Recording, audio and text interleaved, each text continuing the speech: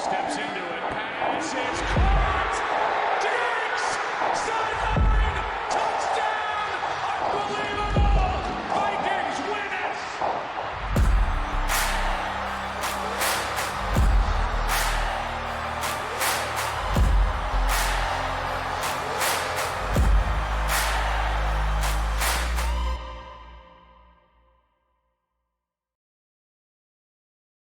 Ladies and gentlemen, and welcome back to another episode of, that's right, your favorite weekly sports podcast show. This is Sideline Banter. I am your host, Cooper Pose, and tonight we got a very special Come on, bring the energy. UFC. What? Bring the energy. I'm bringing the energy. Pipe it up. Harder. Come on, faster. Ladies and gentlemen, welcome back to another episode of, that's right, your favorite weekly sports podcast show. This is Sideline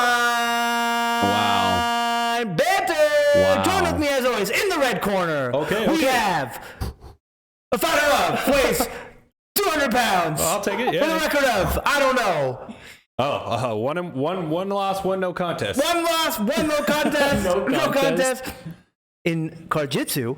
Yep. Oh. No, He's from Gilbert, Arizona. Modesto. Weston. In the blue corner we have with a mixed martial arts record of Carlo. 35-0. 35-0. Humble. From Gilbert, Arizona. Is that a professional record? Professional record. The Llama signs. And that's right, we have a very special episode tonight. We will be covering Fire intro. Thanks for that, UFC 287. That's why Carlo, the Llama signs, is here with us tonight. We got Coop Bupper. We're going to make it lit. Coop Buffer, man, I'm ready to go. Yeah, man, it's gonna be Ready to good. go. It's gonna be good. I'm excited to be back. So let's get into it. What do we got first? You wanted to cover something. Something specifically first. Whoa, we're jumping the gun. We're jumping the gun. Before we You get started. you said this is first. Well, before we get started, don't forget to follow us at _Sideline Banter on Instagram and Twitter. Don't forget. Put a kink in his YouTube flow, at bro. Sideline Banter. You could do New good. episodes every Thursday morning do commercials. at 8 a.m. Don't forget to like, subscribe, hit the download button on hit the. Don't forget to hit the download button on Apple Music. Apple Podcasts, Spotify, anywhere you listen to podcasts. But we got some breaking news. Run this video up for having Carlo on again. We got some breaking news. Some football news that we've been wanting for quite some time now. Sad day. Not sad. It's fantastic. Oh my God, bad it's great. day. Juicy drama, that's for sure. That's what I mean. It's juicy. It's not fantastic. It's not great for the organization. The But Real Housewives of Arizona Cardinals. That's a good one. ex-Cardinals VP Terry, I'm gonna butcher his name, I think McDonough. it's McDonough? Well, it's think it was- McDonough. I think it's McDonough. Whatever. Accuses owner of cheating, Michael Bidwell, including cheating, discrimination, and harassment. He's filed for also gross misconduct in an arbitration claim filed Tuesday directly to the NFL Commissioner Roger Goodell. Jesus Christ. So basically, what is the rundown of this? Sounds like Bidwell is just.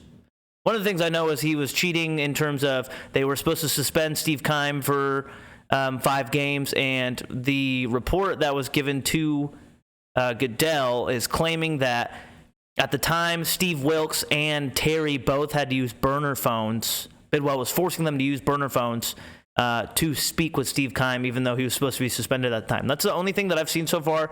They haven't really released anything else on this article, including, or that has to do with the gross misconduct, discrimination and harassment. I know there was some discrimination things that came out, allegedly, when Steve Wilkes was fired after his 1 year. I forgot about that.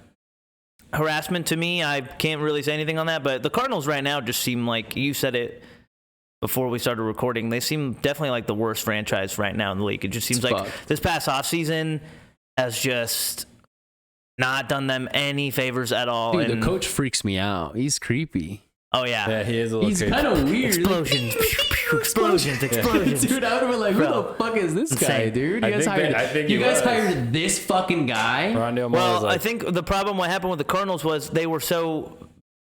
Bidwell even said in an interview, they were focusing too hard on hosting the Super Bowl, and that's... I've said this a couple times. Bidwell, to me, doesn't seem like an owner who wants to actually win... Breaking news? You got a breaking news notification? Oh, no, I just got a King James Jam update. Boom. Nasty dunk. Those Lakers. Lakers. Shout out Lakers fans, huh? Yep. There you go. You wearing Lakers shirt and Lakers hat. Yes, sir. Hey, And those Lakers hey, Joe. undies. My bad. But You have yeah, Lakers tat? Huh? You have Lakers tat, no? Lakers You have cat. Lakers tat, like a tattoo of the Lakers. Lakers tat. You know? No. For some reason, I thought you did. No. I would You might get one. I'd get an LA tat. Dodgers? Yeah. I feel like a lot of people have that though.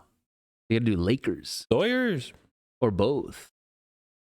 Let's get the state of California with like all the fucking. No, the logos inside of it? no.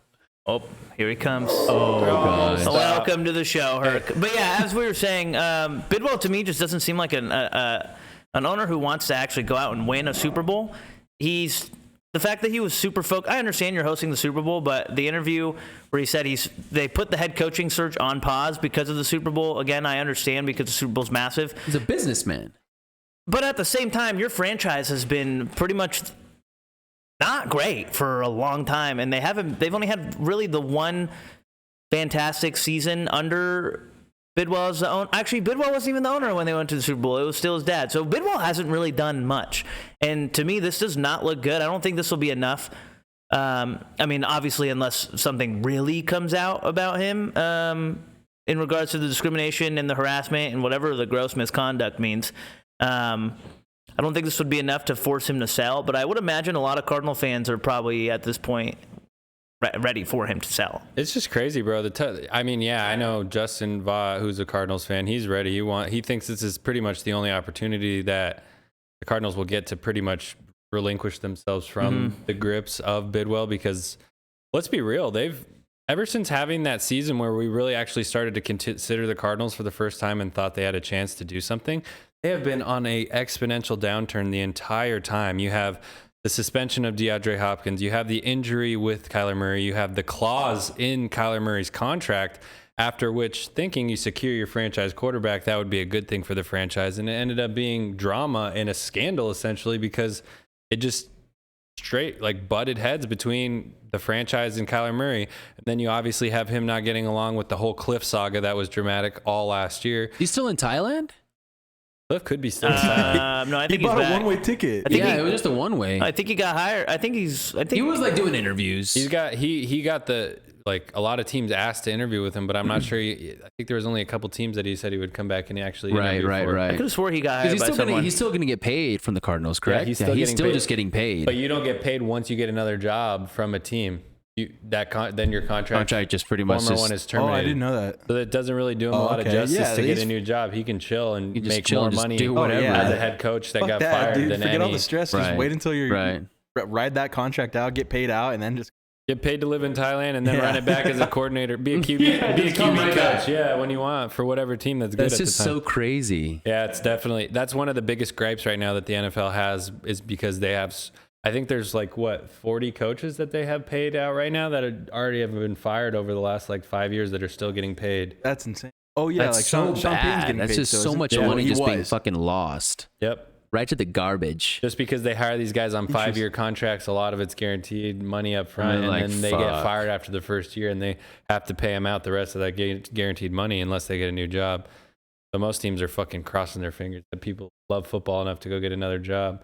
But it's just sad, though. The way I think about it for the Cardinals, man, this is the cherry on top of the cake that really, I don't know, like an outsider looking in, you have it on a field level that there's a problem, then a coaching level that there's a problem. Now it's really risen all the way up to, obviously, you had Keim getting suspended initially, but now it's risen all the way up to the owner as making blatant mistakes and really putting his franchise in a horrible position moving forward. Yeah, I just don't really think there's not a lot of silver lining for the Cardinals right now, and I'd be upset if I was a fan of them, because if this doesn't do enough damage to get rid of Bidwell, you could potentially see this franchise just go down the hole for the next Quite some time. Yeah, quite some time after you really thought that they had a lot of hope and optimism in a team that outperformed anything they had done the past 20 years, just a few short years ago, and you get one of the best receivers in the league, and then out of nowhere, he wants to leave your quarterback. Yeah, he's trying to go. Oh, Yeah, he's gone. He's gone. I was going to say, I wouldn't be surprised if, or I guess I more wonder if this will be like a trickle-down effect with maybe former players, former coaches, if there really is something going on in Arizona and They just stockpile on the Cardinals. It's yeah, they everybody just, I mean, They're a dumpster fire right now. It's just not a franchise that a lot of free agents are going to want to play for, let alone. I don't think so. Did they make any? They didn't really make any signings this offseason, huh? Very minimal signings. Well, they lost a lot of good players, The too. report card probably didn't help. Exactly. The report card they didn't still really haven't done anything with D-Hop. And you know that report card thing was like curated by the NFLPA in order to. Oh, that was like a legit NFL. To illuminate like the teams that people want to go to in free agency, so other players don't make the same mistakes signing big deals. That's insane. I saw something the other day too that I don't know how true it is, because it was from one of those like NFL like rumors pages. It wasn't like the main one. It was the ML football or whatever, the one that they talk about all the time on Pat. They tweeted that it was a source from, I think, an NBC source that the Cardinals might end up just straight up releasing D-Hop because people around the league understand what his value is trade-wise, and teams are at this point like, why would we trade a 5th round for him if he's just going to get released at some point? So I wouldn't be surprised. It'll just be another. I'm sad now. No, being a Cardinals fan would be. Couldn't imagine it right now. Hey, well, let's lift the spirits. Let's go ahead and transition from, unless you got anything else to follow up with sad Cardinals. I just realized we skipped sweeping. Sad Cardinals fans. There's just nothing going for us. Not right now. I think it's a definite rebuild for the next couple of years. Yeah, Kyler's coming back from a really, really big injury, and wouldn't surprise me if he doesn't play this year. I don't see him doing what he used to be doing. You know, he'll play, but it's just no D-Hop. They were a great connection when they had good games, when they had those games together, but there's really nobody else to kind of carry this team. Kyler needs to fucking get taller. I'm tired of the swatted balls every fucking other down, dude. It's just like there's no opportunity, and everybody's kind of figuring it out now, you know? He can play a good quarterback. He can fucking run in the pocket. He can fucking scramble like a crazy guy, but people have kind of figured it out now. That's what's like... The NFL, man, it's hard. It's hard to. Yeah, it's not like college days, man, or the high school days. Like these are the highest of the elites out there. Trying to cover this guy. Stop him. You got to attack his weaknesses. And he got a big contract. He got paid. Like he got something that I would think Lamar should get, in my opinion. Facts. Like Kyler Murray got the contract Lamar should have got. Yeah. Question for you: who are you taking right now in their primes, Lamar or Kyler? Lamar. No, well, we talked about it last week. I think probably Lamar. I want to get Carlo's opinion just because he's a Cardinals fan. I would say even Lamar's probably faster than Kyler. I think straight away speed. Yeah, straight line speed. Kyler's definitely quicker in terms of like elusiveness. He's just a fuck too. He throws a lot of picks. Well, there was that little time where Lamar was very sloppy. Like, it just did not seem like himself. But majority of the time, Lamar plays pretty damn good. Mm-hmm. Yeah. He always has a pretty damn good, clean game. He has a great record, like, for his entire career. Yeah, that's what I'm saying. He wins games. Even when he does have those days where he can't seem to throw the ball, he's still going to get you the yards on the ground. And then they still get the win, you know? They grind it out. Yeah, they grind it out. A lot of close games, though. The Ravens are they've been in the news, too, interestingly enough. Me and Cooper kind of had like our exchange about the Ravens free agency moves in the last couple of weeks, but they offered a contract to OBJ, and they fucking they put in a contract. That would be insane. That would be sick. They put in a contract offer. Yeah, but he's not going to go if Lamar's not there. He's done so many different workouts. Like, the dude needs to fucking go somewhere already. But it just shows, too, because they put a contract offer in for Slay, too, and he said he was going to go there, but he ended up keeping the Eagles. It just shows that they are pursuing to get these guys in free agency, but for whatever reason, they just can't sign any of them. They're pursuing them for Lamar, probably to get him, help or whatever have you, but they just can't get any free agents there. And I feel like at the same time, even when you're going through a problem like this with your quarterback contract dispute, you still have to go about the offseason like you're trying to better your team the best way possible. So, like, obviously them reaching out to Odell, I don't think that entirely. But offering him a deal is different than reaching out. Yeah, offering him a formal deal. Offering him a deal is definitely different, but like, obviously offering a player like Odell a contract has to do probably with like maybe to entice Lamar, but at the same time it definitely has to do with, okay, well, this is a really good receiver out in free agency, like who we can maybe get to help whatever quarterback we might have. And D-Hop was one of his top three was also the Ravens, so like they're doing what they need to pursue these players, but they just can't get them. Yeah, so something's got to give. Interesting. It is. It's a really interesting facet, but we'll see. Hopefully Lamar gets a little bit more traction in the coming days. I think we're going to see more of that kind of unfold around draft time, because he's going to get swapped for major picks, and we could see a team like the Colts fall out of the QB situation with the Cardinals trading back and have to go all in on Lamar. Yeah. So there could be a lot of... They're talking about the Titans possibly trading with Arizona Cardinals, for that 3rd pick. Yeah, to go get Levis or Richardson, and then at that point the Colts could be absolutely fucked and have to literally just say, all right, fuck it, we're hunkering down and going, you know what, Ravens, have our next 4 first round picks. That could be a big draft night trade. Yeah, because they could end up walking away with Will Anderson and Lamar. They could go for... That's what Greenberg said today, is why not just draft Will Anderson at 4 if he slides, if a team jumps you to get the 3rd quarterback, get Will Anderson, and then try to just give all your picks for the next 2 years, 3 years to get Lamar. That would be interesting. Colts would be changing the trajectory of their franchise by doing that, but it'd be so weird to see Lamar in a Colts jersey. So weird, bro. That'd be so fucking just weird. In one of the whitest Midwest towns in America, and you just have Lamar, polarizing figure amongst the entire United States, but obviously puts on for like the black quarterbacks in the NFL, like just him being dropped where Peyton Manning was made famous. Like, it would just be so interesting. But he would turn Peyton Manning jersey. Peyton Manning and Andrew Luck, like 2 of the whitest dudes like to ever come into the NFL. So balls ever, and you just have Lamar turning up in Indy in the dome, bro, getting that place litty, dude. That shit would be clean. Him in the dome would probably be very ideal as well. I mean, you would say, but I don't know, because to counteract your point, with all of the debate right now on the grass versus turf, he was playing on grass for so long. I don't think him playing on turf is good. Were they playing on grass in Baltimore? Yes. Oh, I didn't know that. And I also think that plays a lot into Kyler Murray's injury as well, even though he might have got injured at home, I think, so that he was playing on grass. But I don't know. I would ideally like to see Lamar's knees play on grass to stay safe, especially if he hasn't, knock on wood, had any major injuries so far in his career playing on grass. No need to fuck it up, especially the play style he has. But hopefully we get something crazy on draft night. That's what I hope. I think that's the most exciting shit. Lamar to the Colts. Hey, it could happen. You're calling it right now. That was my little pre-call. Yeah, that's a nice little shout out pre-call. Mike Greenberg. That's where I heard it. That was his kind of little thing that the Colts could do if a team ends up falling in love with Richardson and moving to 3 to go get him. But you guys ready for sweeping? Let's do it. All right. Who's first? Got a little sweep in the socials. We got Noah.Gerald. He came with a banger for the first question. Wait, why are we... Cooper's like, why are we doing this one? I don't know why we're reading this one. It has nothing to do with sports. Hey, it gets us loose. It gets us a little light on our toes, huh? Gets the brain going a little bit. You got to get these questions. You got to answer these questions when they come at you, huh? We got to give all our fans their proper love. Noah.Gerald. Your honest opinion, Coop. Ask a Sideline Banter certified question. Okay. On a scale of 1 to 10, how hot would each of you be as girls, including Flauta? I think Carlo's honestly got us beat for number 1. I think he'd probably be the prettiest girl. We've seen Carlo like with the the whole filter that makes you look like a girl. Oh yeah. Not bad. How many beers, right?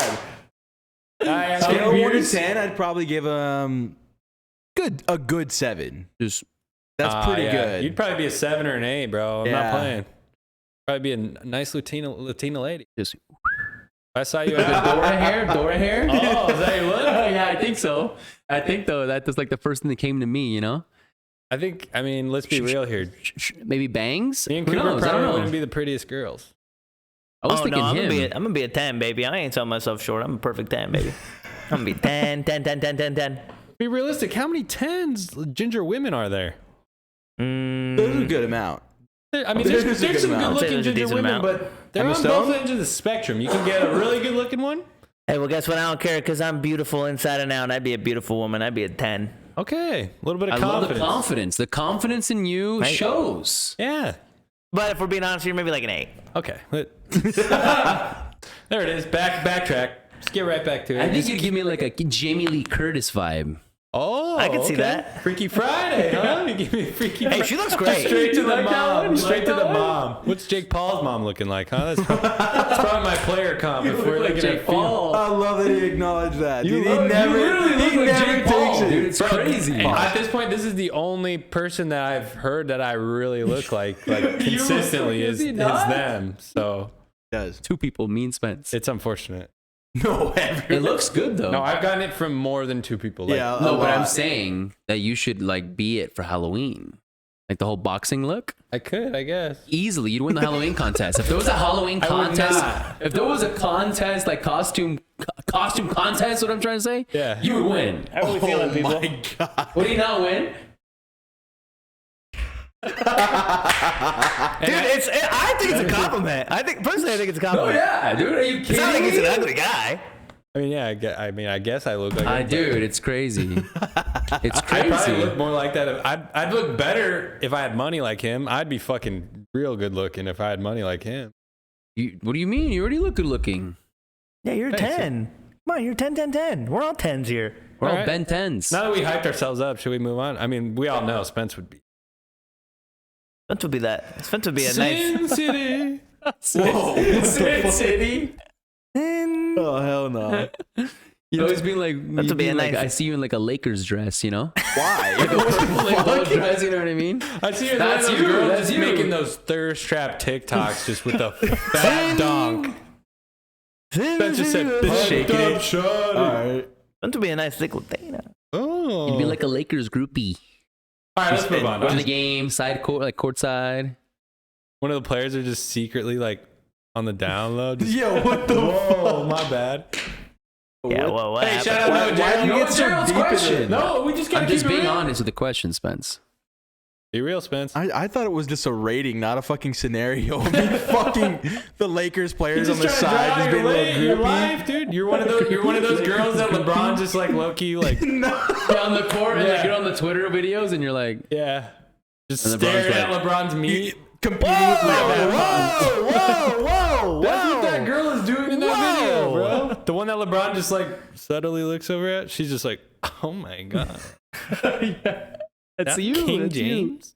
That's you, Spence. Look. You're That is king, not, dude. Spence. Hate that. Hey, shout out Noah for getting us hype on this question. I think It was like an icebreaker. yeah. Almost like an icebreaker to the My socials. answer's You know? Carlo. I don't think Coop's gonna be too cute of a girl. If I'm being honest. 10, 10, 10, 10, 10. Hey, we'll go ahead and move to the next You got my question. vote. Hey. This one's a little bit more sports focused, huh? The question, actually, not really, but I did see him correct it. We're moving to the next question. As always, Blake Elliott's back for more.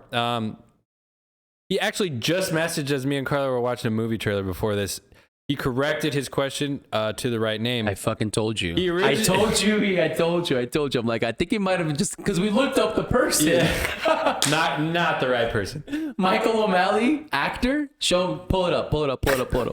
So Blake Elliott's original question, who would win in a fight? John Cena, can't see me, or Michael O'Malley? And we instantly said, who the fuck is Michael O'Malley, mate?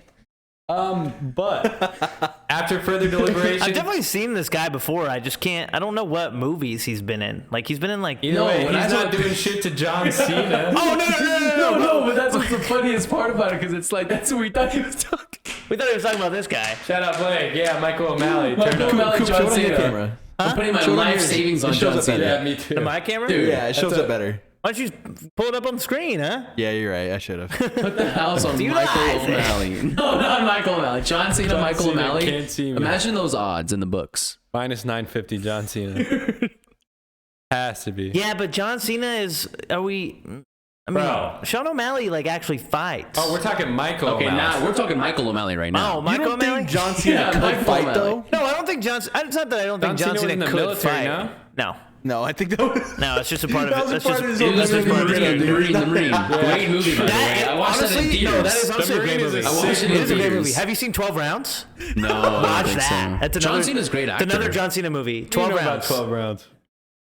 Did you watch WrestleMania? I might have. Oh, he's a real fan. I did watch the Royal Rumble. That was pretty entertaining. I'll be honest. WWE still slaps sometimes. It's, Huh? it's sometimes pretty It's entertaining. okay. What that Jake Paul move where he fucking like jumped from one ring Yeah. and the other guy met him in the that was crazy. Did you see the? I think it was Logan Paul. My hat tip. No, yeah, It Logan was. Paul. My He's a hat good tips off to WWE Logan Paul, wrestler. man. He's good. Oh, The he's dude gonna, can WWE he's wrestle. gonna get like a real contract Oh, with he's them. next. He's He's gonna get like a nice. real contract He's with them. good, man. He's got the people that follow him. Shout out, big bro. He's jacked, and he's like rocking the yellow and black colors. Like that's Logan Paul. Like he's already made his brand like, in the WWE. Like, dude, Logan Paul. I think he's gonna be like the new thing. What's going on with Roman Reigns? Bro, we don't know shit about WWE. Roman Reigns is... You're opening up a can of worms. We have a question. Roman Reigns has been the Universal Champion for way too fucking long, and is he like making kind of his way out? People are coming for him at the top. No. People are coming for him. This is the problem. He's a great story. This is a problem. Not really anymore. They kind of ruined his... Dude, he had cancer. Yeah, but I mean... Came back from cancer. No, 100%. He did? 100%. Wow. 100%. Kuba's knocking him for that. No, I'm not knocking him for that. I'm not knocking him for that. I'm knocking the way they're portraying him. He's like a villain. I could be Universal Champ. He's like the villain now. And it's, dude, he used to be like, Roman Reigns used to be like the guy. And it's like... But now he's just like... So the WWE is like, hey, yeah, you came back from cancer. Now you're the bad guy. Fuck you. Yeah. Now we're gonna turn the tables on you. The WWE has a creative problem right now that they're trying to fix. Like, they keep bringing back Brock Lesnar, who I love. He's a great WWE so confused. wrestler. I like see him come back. I see him leave, and then like out of nowhere, I'll be on Twitter like 3 years later, and then I just see him back again. Pops out of nowhere. He stays down, and then he comes up. Like, it makes no sense. Well, and like the guy that Roman Reigns just fought for the Universal title, Cody Rhodes, he's like a fan favorite. No, like Cody Rhodes is dude's sick. been a while, but he's been around for a long time. He's got like this new persona to him that he's kind of like like the last like 2 years has kind of been his new persona. So people really like him. He looks the exact same. He's a WWE bloodline. His whole family's been WWE. So Dude, people like love like. I didn't expect him to win the Royal Rumble though. Thanks, Cody Rhodes. Wasn't with there. a torn pec. Can we talk about John Cena versus formerly Michael O'Malley, now Sean O'Malley? Sean O'Malley? I think Sean goes in there, pops the jab, gets the right hook, head kick knockout on John Cena. Really? I'm telling you, I got Cena. Dude, I got Cena too. That's a completely different weight class. Or John Cena just literally rips him apart like a fucking toy. Dude, he just have to push him and put him in fucking guard and try to make him in a real life octagon, right? Real life octagon, gloves and everything. John Cena, Sean O'Malley. I feel like Cena has a chin on him, and he knows how to fight. I mean, Cena's old though. Yeah, I was gonna say, are we talking prime? Yeah, I guess that's true. Cena? That's true. He's 40. Yeah, he's gotta be like 50. I think he's 45. He's 45. No, he's got to be 50. No, he's 45, though, bro. He's 45. But he's still old. No chin. I mean, yeah, but he's also a peacemaker. So like. How old is he? He's 45. You for sure? I looked up the weight. I looked up his weight. He's also one of the greatest Marines in U.S. history. Did you guys see the shit he did in that video? That shit's all real live footage. Which one? The Marine? That's live? No, he's talking about the movie. Before he went on first deployment. Oh my god. Dude. You fucker. We shouted out our vets the very first Sideline Banter episode ever, and now we're fucking trying to say this fake-ass wrestler. What do you know? I'm giving him these flowers. He's one of our greatest men. Dude, I think, personally, he's the Marine. I think John Cena, yes, he's big, but like O'Malley, like has been fighting, like training fighting. You know what I mean? Yeah, the age is crazy, but it depends. If O'Malley's fighting him at his walking around weight, maybe like closer to 185, he might have a chance. But John Cena's a big motherfucker. What is John Cena weigh? John Cena's gonna be like 240. 250, yeah, 250. He's stacked. 255, I think is that. So if I think he gets and Sean O'Malley fights at 135. Yeah, maybe Cena's gonna. That's what I'm saying. Yeah, I think Cena, O'Malley would have to like guard, bro. Takes him down. O'Malley would have to O'Malley would have to hit him right on the money. I would say Michael O'Malley has a better chance just because he's that much bigger. Because he's just that much bigger. Michael O'Malley might have an easier time. He might have an easier time in the ring with John Cena because the size, no? And he could offer him a contract on one of his movies. Say, hey, I'll get you an acting job if you don't beat my ass. Blake, your head was going the right direction when you were typing this. He's maybe on to something. The fight we want to see is Michael O'Malley, John Cena, book it, pay-per-view, $50. $50. Triller it. I'm paying. Just seeing that picture in the suit with the fedora, I'm sold. Dude, and he just goes in there and just pops Cena in the fucking head with a gun. Quentin Tarantino style walks into the match. All rules How is it valid. that Blake is always the very first one to ask a question? I said he's your number one fan. I wonder if he has us on noties. Which I mean, that would be cool. Shout out Blake. He is literally. Yeah, shout out Blake. I'm just impressed. Every He's time your number one fan? Every time I post the sweep in the socials, he's one of the first and I go ones. back like an hour later, boom, Blake Elliott. Hey, really? Immediately, he's strapped up, ready to go. I love it. I love it. No, he's I dedicated, love it too. man. I love it too. I respect it. He's dedicated. I love it. He's just like ready to go. He's ready to go. You guys just next time for him. proofread your question before you submit it. How about that? Because we could have saved maybe 10 minutes, and I'm trying to get some Jollibee spicy chicken, dude. Yeah, he is. They close at what, 10? Love that chicken from Jollibee's. They close at 10? I don't think that was the right time. What's up? That sounded kind of like. Anyway, let's move to the next question. Sounded kind of like Popeyes, huh? From the boy, Steven Lasevsky. He's back. Let's go. Don't forget to put a dot in there when you look him up on Instagram and you give him that follow. Okay.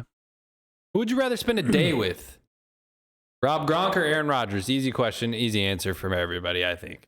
Hold on, let me really think about it though, because Rob Gronk might be annoying when he's like drunk and everybody just be like trying to wrestle, and you're like, dude, stop, you're hurting me, bro. Yeah. Like, stop. But you gotta be in a hell. Well, you gotta listen Me to last weekend, I could have been a Rob Gronk tag team partner. For sure. Oh yeah. But I think Aaron Rodgers. Chill, smoke a joint, watch a movie. You wouldn't say a single thing, dude. He'd just be judging you the whole time. He'd be like, shut the fuck up. He's like probably I feel like I wouldn't want to smoke with him. No? I feel like I'd get too a little nervy. With Rodgers? Yeah. I think he's into psychedelics. Like, too. yeah, what if you smoke? He talked about it with Joe. What if you smoke a joint and you start tripping? And he's like, oh yeah, I forgot to tell. I laced it with mushrooms, bunch of DMT. Yeah, a bunch of DMT. Like we're gonna find ourselves today. We're gonna win the Super Bowl together. Well, Gronk, you would just either have to fucking let's go, brother. You'd have to either pace yourself drinking. I guess it just depends. Like, you're trying to get fucked up off of alcohol. I think that's what the question is implying. Get fucking. I think the question stoned. is. Yeah. Are you I think the question is implying or like Florida spring break with Rob Gronkowski? Are you trying to sit in a dark room for 5 days with Aaron Rodgers? Either you get stoned, dude. I mean, it's with Aaron Rodgers. You'll be safe. Yeah, that's true. You'll just throw a shit ton of footballs at these fucks. I gotta be in the mood to hang out with Gronk. That seems just like a lot. So I'm of saying work. you gotta be like a party guy. Yeah. It's just one day, right?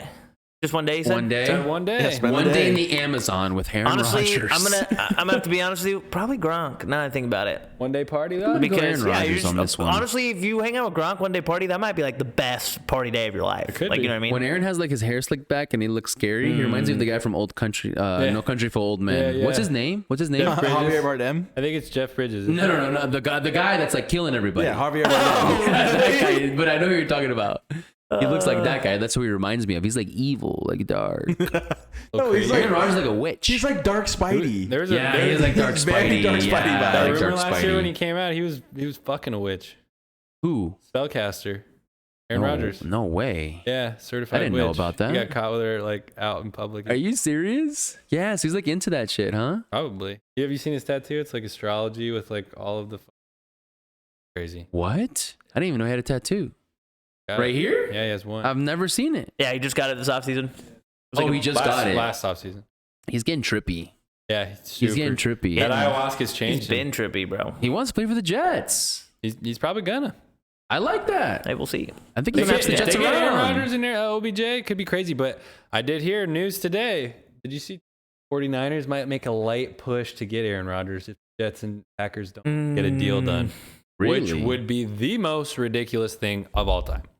Yeah, they would probably win the Super Bowl. 49ers would be the best team maybe not ever win the Super Bowl, constructed, but- I think, with that roster. I don't think I'm gonna. my I don't think I'm God. ever picking. I don't think I'm gonna ever pick a Super Bowl favorite again. Because every time we do, it always is the fucking Chiefs. Either the Chiefs or they get there. Past 4 years, I got Lions. winning the Super Bowl. Yeah. Oh my God! Already. Book it now. They were in the. Did you guys see that prediction that came now. out before the year? It was Lions Chiefs, and the Lions won. I didn't see. I saw The some. Lions. I saw some. It was That'd be crazy. I'm not even a Lions fan, but I think they're gonna win. Put a future Jamal on I it. saw it Williams was is the like fucking Bills. Pikachu, dude. Yeah, but he The plays Bills for were the Saints supposed to now. win. Yeah. He's gone. Huh? He's on the Saints. He got dropped. Never mind. Yeah, Never he's like- mind. he's like Never mind. Pikachu on the Saints. Never mind. All right, he takes that back. What did you say? No, I saw some like prediction with the Bills. The Bills are supposed. The Bills are Maybe. supposed to win it every year. It doesn't matter. Doesn't matter because you know. But that sheet also had the Eagles win. Well, why? I don't. So The Chiefs always Kinda do make void. it and they do win. But what was up with Goodell hugging everybody Yeah, Chris after they Jones. won? He was being weird. Because they probably knew who was going to win for months. Look, man. I don't like that. I think people just fucking in the sports world just try to make their own opinion, put their own spin on things, try to be the one who. That's what I hate about sports why media was he right now. like, you know, he's Everybody's like- trying to have the hot take. Everybody's like- trying to have the hot take. He put $1 Everybody. million on the Chiefs And to we're win just the trying game. to find out who's the hottest girl. Yeah, we're trying to find From out who's the us. hottest necessary. Why? Like, you know, we're just He being honest. won $1 million on that game. He went to the books and he bet the Who, Chiefs. Goodell? Yeah, and that's why he was so fucking Goodell happy. don't need no fucking money, Yeah, bro. Goodell He gets doesn't need $60 any money. million a year. When you make money, the more money you make, the more money you spend. He needed more money. Hey, he doesn't got it like our guy Jeff though. From Survivor. Jeff Probst got money. Bro. Survivor, like the show. Dude, Yeah, he makes. the host. I've never He seen it. makes $220. He makes $222,000 Longest an running show on episode. TV history. $220,000 an episode. $222,000 an episode. 44 seasons, brother. Yeah. What? Longest running show in TV history. And each Oh, show. Now, wow. he probably didn't make. He probably hasn't been making that Right. the whole time. But but well over 10 million. 44 seasons is a lot. 44 to- seasons. to Oh, yeah, stack it's up. great. If he was Even making 60,000 an episode. How long is- He was probably No, that's making still a lot. back That in the day. He was depends. probably making They're like 12 to 15 10 to episode 20. seasons. Yeah. And he probably got how a boost many every years year. has it been around? Because there's been a lot of shows that have been 20 around. plus Like The years. Simpsons Yeah. been around a Yeah, long time too. They do one season one maybe 2 a year, so it's What? been 20 plus years. That's And crazy. he's been That's hosting it nuts. the whole time? Whole time. Wow, that's There's one crazy. season when Evan said when they were in a contract dispute, so he didn't host. Oh, really? Or Cooper said that, yeah, because I got Cooper on it. I've been watching that shit for a minute. Like at the last house, I used to just binge that shit all That's the time. crazy. Survivor, huh? Yeah, dude, it's a good sick watch too. It's just you can just binge watch it and really pay attention, or let it run in the background, and either way, it's entertaining. Mm. And it's just the people. Oh. It's just like a people watching show. You just get Yeah. to see these people in the wild just be I love complete those. buffooneries. Yeah. Be like, how Yeah, would I act? he's hosted 43 of the 44 seasons. Nuts. It And was each- one season he didn't host. Yep. Yeah, when they were in a contract So dispute. what's his total earnings? Like his net worth or Yeah, his total earnings from the show. They probably don't have it from back in the day. 'Cause Yeah, that I probably don't know. wasn't- Dude, it I've started seen- in like 1990 something. Why wouldn't they have it? though? 2000 was the very first year. They'd have it on file. They probably have it on file. Receipts, Government bank- knows how bank much he statements. makes. Government knows, but deposits. he's made a deposits. fuck ton, dude. That's ridiculous. Crazy. And every episode has had 12 episodes, and they're long. They're like an hour long. Probes reportedly earns $200,000 per episode, according to Distractify. The average number of episodes per season of the show is 14, which equals $7 million for each new season. That's insane. Bro, 7 million, and all he does It is go says to right remote here, islands and chill in a resort. Celebrity Net Come out Worth. and fucking host a Celebrity Net Worth What? reports that he takes home $8 million per year. Per year. Wow. Dude, that's the job. That's the job. All right, well, I think, so who'd you guys rather spend the day with, Aaron Rodgers or Gronk? Gronk. I said Aaron. Honestly, I I'd said rather, Aaron. I I'd said rather Aaron. spend it with Jeff, to be honest Because I with think you. Aaron Yeah, like a Jeff, nice we'll dinner take Jeff too. Probst number one, but if we had to choose between these two football playing bozos, Aaron Rodgers is probably from the quarterback perspective, I would have to take him, and I would also, love to partake in some psychedelic experience with him. I think that would be really eye-opening. So I'll Mhm. take Aaron Rodgers. Yep. I feel like it'd just be so fun to be with Rob, though. It would be, but it would It just would be be. like People partying love with it. you But guys then next back thing in you know, high he's school. fucking choking you out Yeah, it in would front of just all be- of his frat buddies, and you're just like dead. And you're the smallest guy there. You're like yeah. getting picked up and shit. And they're all picking on you. They're Yeah. picking on you. They're hazing you. Dude, like all the brothers are like 6'6" and above. They're just like, They nerd keep circling slapping you. your ass as hard as they can. Drink more. Yeah. All right. And I mean, maybe I don't do- know if it would be like that, but I feel like it would be pretty fun to They're hang out making you with do him. fucking butt bongs. It's just like, dude, it's not. Dude, this we isn't don't need cool, to go that man. hard. Come on. That's Gronk. It is Dude, your Gronk. scenarios are just Gronk. insane. And then you go to a nice dinner with Aaron. Maybe watch a movie. Maybe call up the witch. Maybe do some I spells. feel like he'd be pissed off, though. He probably loves Harry Potter. Dude, Probably loves I Harry don't Potter. think he's pissed off all the time. Yeah, I feel like he's a cool guy. I don't know. His interviews, I feel like he's very judgmental. Yeah, I could see that. I can see that. Who? But Rodgers. he's just trying to check you. He's just trying to put you in your place. That's all. Trying to make sure that you're a He's cool trying guy. to be a good friend. Are we on a sweeping question? Yeah, we are. we'll go ahead and move on. Shout out We're Steven. still talking about Aaron. We're still talking about Aaron. Shout out Steven Lisevsky. Good question. Boy, came through with a good question. Honestly, got some good question. combo out of that. All right, let's get into it, folks. We got a question. Cracking into UFC 287. Oh God, here we go. Pat Beasley, Morgan Beasley. Shout out the Beasley family. Thanks for the question. Did the UFC do Calvin Gastelum dirty by putting him on the undercard? What do you guys think? We got Kelvin Gastelum That is fighting Chris pretty Curtis. crazy. Chris Curtis is 30-9. Kelvin Gastelum 17-8-1 with one no contest. Hasn't really gotten a win in a long time. I really don't. Me and Carlo were kind of talking about this earlier. I don't think they necessarily did him dirty by putting him on this undercard. Neither of these fighters have really performed in a while, and they've both been more roadblock guys that the big up-and-coming guys have had to fight to get through to the next round, kind of break through, get that rank. And right now, they're both one rank apart from each other. I believe Kelvin's a 14 or a 15, and Chris is vice versa. But yeah, I don't think they did him dirty by putting him on this card. I think it's a really entertaining fight to wrap out the prelims, but like me and Carlo talked about, I wouldn't have been mad to see this on the main card if they wanted to slip it in at the bottom fight, but I don't think they necessarily did him dirty. Neither one of these fighters have performed in a while, so I think this will be a good one to see if they can perform and get back into a main card. Yep. Completely agree. I think Kelvin Gastelum, hasn't performed in a while. I mean, he beat Ian Heinisch. I think it was maybe 2 or 3 fights ago.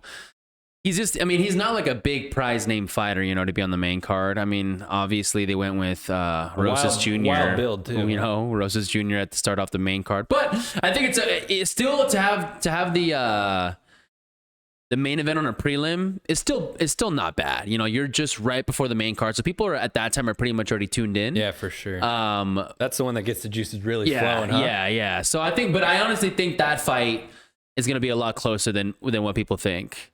I think Chris Curtis he's just a big power puncher, loves to fucking play like the slow game. He likes to pick his shots, while Kelvin's a little bit dirtier. He likes to wrestle. He likes to grapple.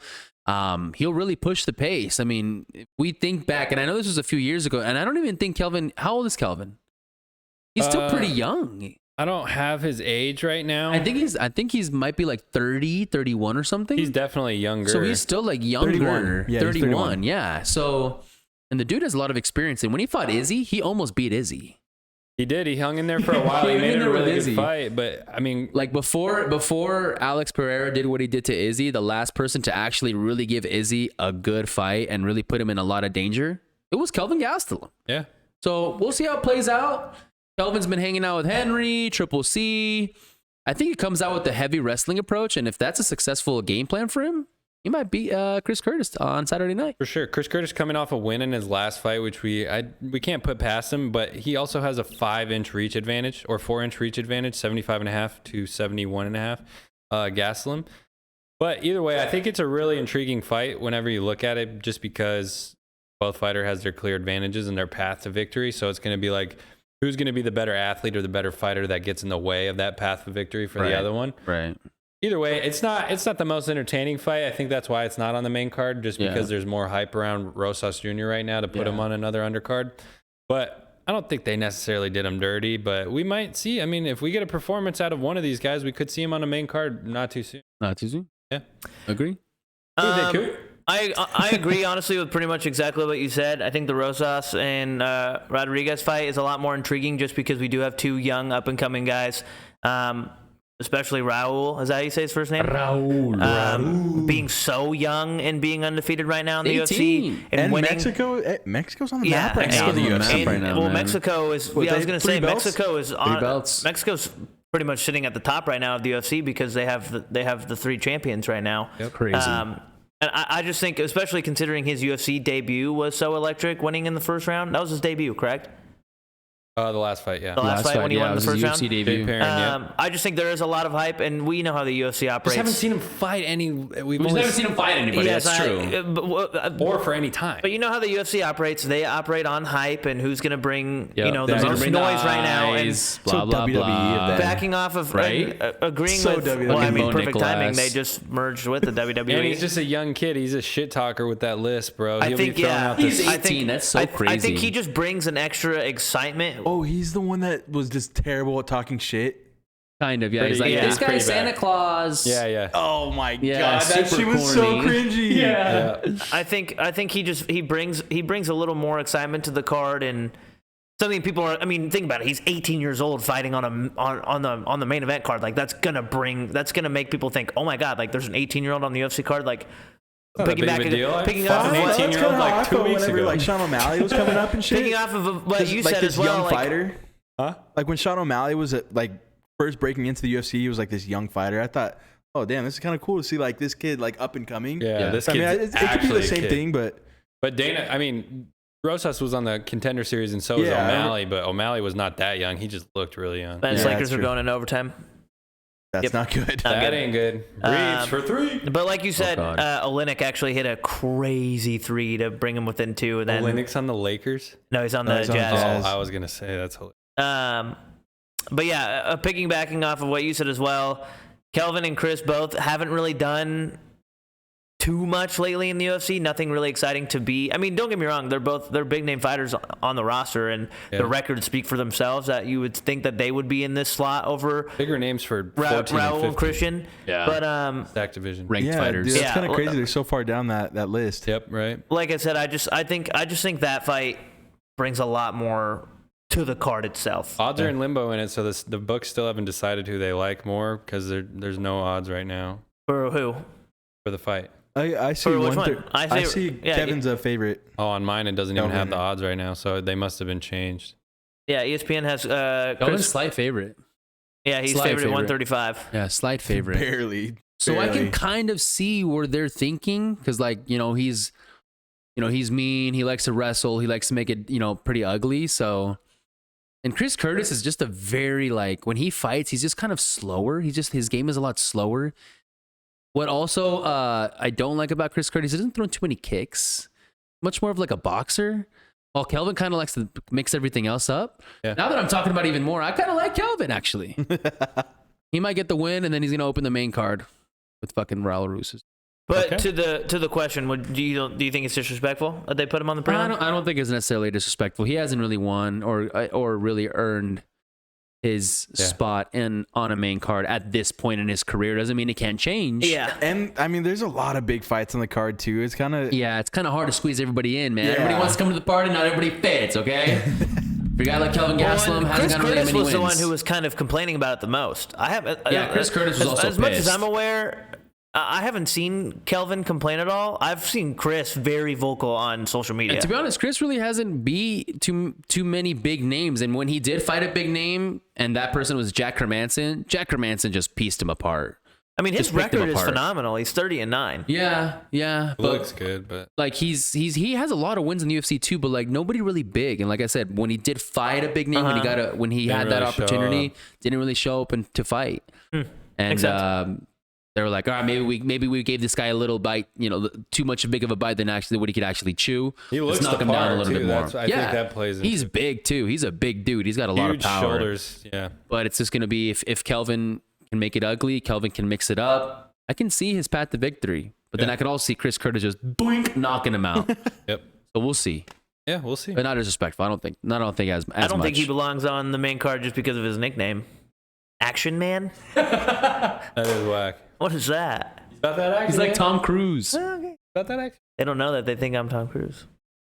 It's a Bobby with that Tom Cruise. All right, shout out to Pat Beasley for the question. Gets us started on that UFC 287 talk. Let's go ahead and move it in. We got a question from our guy. This is UFC related, not necessarily about UFC 287, but pretty interesting nonetheless. P-Core86 wants to know, if you were offered $20K to hop in the cage in your weight class, are you doing it? That's a great question. Those are great questions. I would get fucked up. That's no question about it. You're fighting Francis. Yeah. You're fighting Francis. Yeah, I'd get fucked up. Francis doink your ass. Oh, yeah. So, I mean, if that $20K it also includes getting my medical covered, then yeah, I definitely would. Maybe just skip the medical stuff and just pocket the 20 and just be okay with the crazy concussion. No, that's what I mean. Like, if I would do it just for I the get to pocket the experience. 20 and then my medical's covered, I'll do it. No, I'm saying, like, instead of, like, that's probably not the case. You probably will just take the $20K.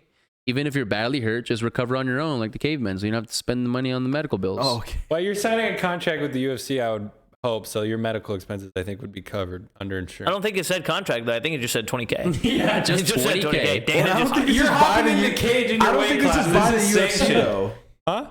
I don't think this is a UFC fight. We're just sparring. Hopping in the cage in your weight class. For the sake of tonight's episode, we're talking UFC. It's a UFC fight. Yeah. So Okay, so your medical I think you expenses gotta think are about, covered though, in like- underinsurance. Then You're at least I'm contract not fighter. fighting Francis. You got to think about though like what you weigh now, what you could potentially cut down to. Like Yeah, me, I feel like I could cut down to like I'm about 180, 185. right now. You could get to right now I'm 155. fluctuating between 180, 185. I could probably get to 160 easily. 155 would have to be your fighting 155 would have to be your weight class, or 170. What would be a better? I think you'd be. weight. I think it'd be 155. I think it'd be a good cut at like We did this at the Vox house. Do you remember this? But I can see you at 172. So then who would I be fighting? At 170, you'd be fighting like Jorge Masvidal, Gilbert Usman. Burns, Okay. Usman, Colby Covington, Bilal Muhammad, like those guys. As long as I'm not fighting. Or you'll be fighting guys like at 155, Charles Oliveira, Islam, Charles Habib, Oliveira's 155. 155. Wow, he's a big Justin 155. Gaethje, Dustin. Volk's Viziev, 135. Dustin Poirier, Michael Chandler. You'd be fighting those guys. Maybe Conor McGregor. Oh, Cooper's Connor electric. You could probably fight ginger Conor in off. either weight class, 151. Oh, I would do it then. If I'm fighting those guys. If I was having to fight like middleweight, no fucking shot. That's what I'm No, saying. you I would have to can't. fight middleweight or light heavyweight, and that would be a bummer for me because I'm like Light 205, heavyweight, you're 210 fighting right like now. Yeah. Jiri Prohaska, Bro. Jamal Hill, Dude, Glover Teixeira. I was just gonna Bro. say Glover. I think it'd be on the same boat as you. I would have to try and get down to middleweight. That would be, and then No, actually. that would be my best bet. I gotta go against Derek Lewis, Cyril Gahn. Yeah, you're done. John Jones. Yeah, John John Jones. Jones. You would have to have the most aggressive weight cut ever and Oh my just try God. to get to light heavyweight, bro. You like would He was have at the to. scale, just Just like a grape, like a Yeah, or a dude, they're all raisin. fucking way bigger than me. Yeah. Yeah, but then he's fighting light heavyweight. He's fighting. Who's the champion right now? Jamal Hill. Jamal That's right. Hill. That's right. Dude's got hands. He does have hands. Dudes have dirty hands. He does have hands. I'm doing it though. 20K, I think. 20K, we're doing it. yeah. I think I'm we're doing all it. in, Oh, yeah. in Without a unanimous doubt, I'm doing discussion. that. We're taking 20K to Without a get doubt, I'm knocked doing out. that. I mean, for yeah. sure. I know we have no chance, but I'll There's do a it. slight chance. Lucky shot. A lucky shot. He's But got there's probably no What if way. it's Gotta hit him 20K for every round you survive, bro? Oh, I'm doing it with. Oh, Just if run. it's 20K for every Just round. run. If it's 20K for every round, I'm just making sure I'm not getting knocked out. Each round is just 5 put it minutes. in. I though. feel like I can wiggle. I feel like I could wiggle Let's see it a then. round out of like a submission. Oh yeah, I you feel, think? I feel like I could. I feel like. bro. I feel like I could do. I feel like I could do some. I feel like I could. What's the word I'm looking for? Why am Just I like forgetting? get out of the what submission. it's called when they're on the ground and they're like sweeping, or Like, are you Sprawl? saying? When, Bro? yeah, sprawling. like, are you saying Like, I when feel somebody's like- trying to take you down? Yeah, I feel like I could maneuver. You have good takedown I- defense? I feel On the ground, I feel like though. on the ground. I feel like on the ground I could have good ground defense and I could get out of some Okay, moves. okay. I'm a wiggly Getting out guy. of submissions is extremely Getting out hard. of submissions is extremely hard. Yeah, I'm sure. 100%. But I think takedown defense. You got a strong No, wide he base. can sprawl. He can sprawl Good for sprawl sure. against the cage too. I think so. Yeah. Okay. I feel like I feel like I'm a pretty solid wrestler. Not obviously to UFC standards, but I feel like I could do. I'll call Bo Nickel. I feel like if I had to. Bo Nickel over here. Say, hey, this guy's said he can beat your ass. I'm and saying if it's 20. defend your I'm saying takedown. if it's 20K every round, I feel like in my head I'm gonna be like, all right, at least 2 rounds I can do this. At least 2 rounds I can fucking make it out. You got to shoot for, but I don't think any of us are making over 1 round. No way. No, If no. they wanted, Realistically, no way. if they Realistically, wanted no to way. finish us, yeah. What did we Realistically, no way. say in your weight class? You said light heavyweight or you said middleweight? I would hopefully be able to get down to middleweight, but that's a 25. Okay, let's say you did make middleweight. Okay. I would- Now, if you could handpick the person you'd fight, who do you think you'd have the best chance of lasting a round with? Oh, bro, I got to look at the roster for sure. At be tough. 185. Hang on, let Okay, me so look. definitely not Alex Pereira. No, I'm not taking him. Definitely I'm not Izzy. Not a dumbass. I'm going to the bottom of the roster, and I need to. Definitely not Marvin Vittori. You look like Marvin Vittori. when you had Like, what? had your hair shaved. No, I'm not kidding, dude. He looked Okay, like I him. can see that. I can see that. Have you seen that Do you video remember when? What? where he's like yelling after he like wins, like knocks the dude out, and he sounds like an ogre? He's like, "Ah!" Oh, he's talking about Marvin? No, I haven't Oh, seen you that. should look it up, dude. It's so funny. He like wins, and he's like, Are you talking about Marvin? yeah. He's like a fucking Low-key, ogre with like Weston did one kinda eyeball look on like his him whole when he had his head forehead. shaved. All right, where Every can time I see Bo Nickel now, though, I fucking think of me because Dude, of you you. look like him. Isn't it so funny? All right, I got him.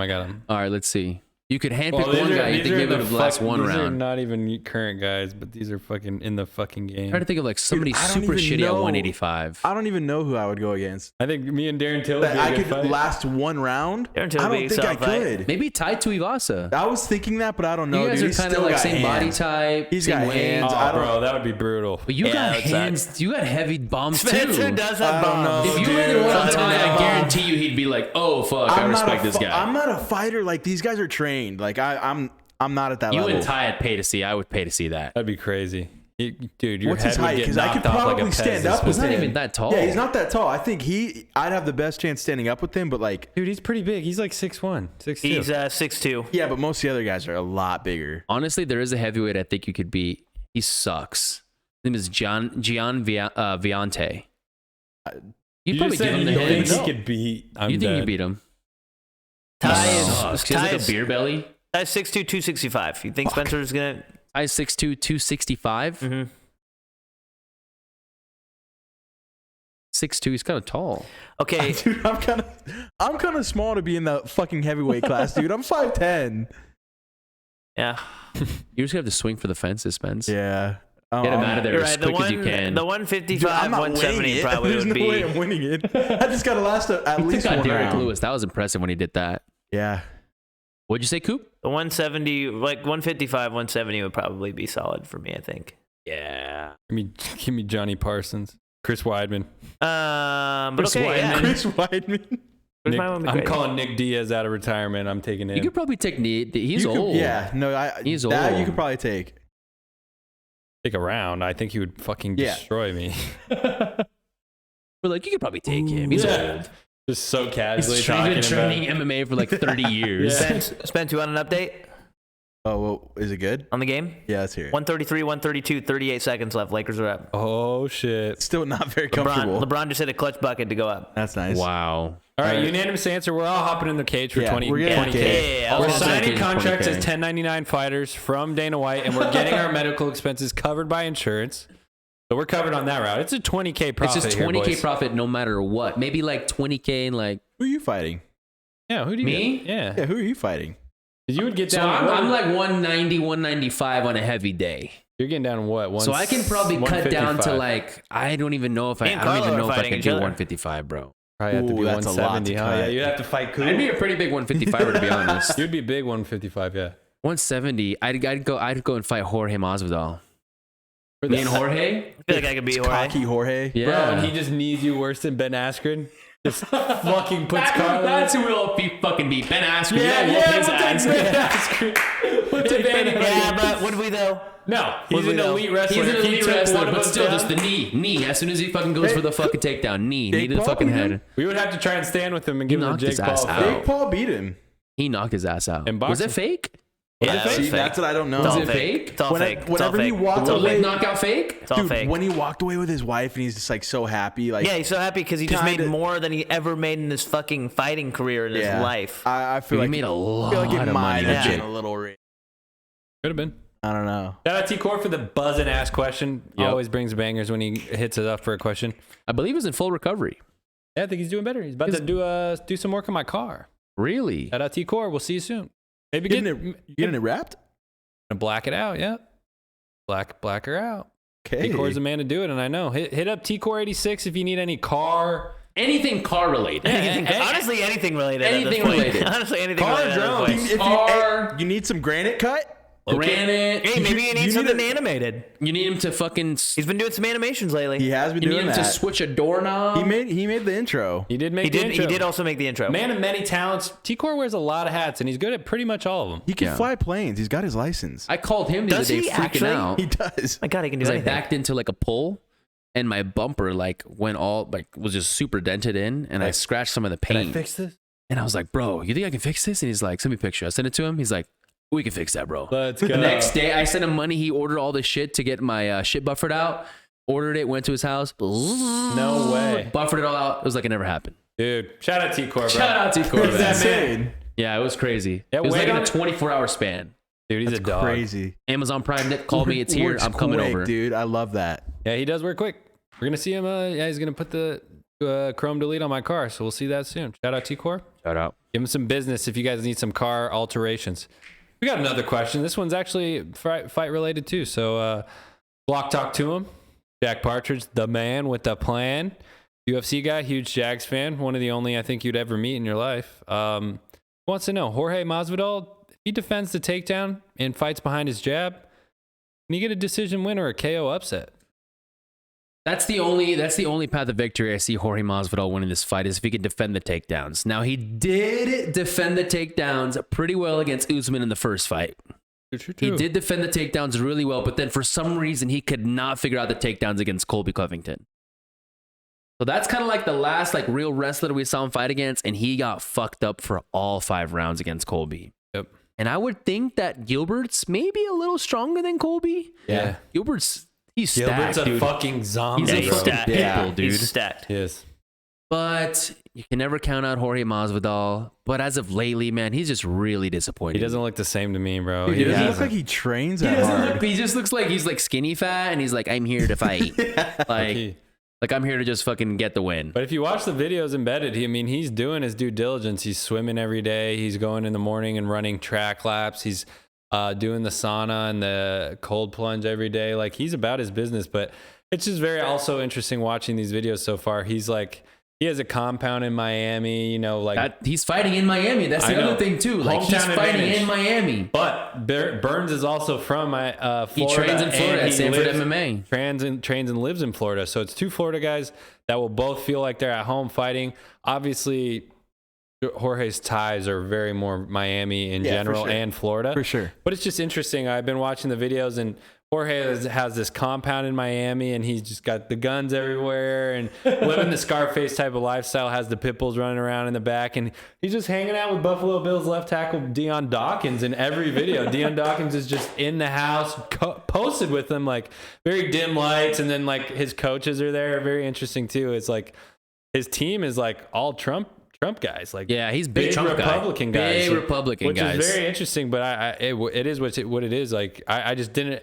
It just kind of jumped off the screen to me, all these guys, old white guys, just chilling in the back of Jorge's backyard, just kind of posted up, and I'm like, okay, this is kind of the different envisioned scenario than I had of what Jorge Masvidal, Miami street fight legend, was kind of living on the day to day, but.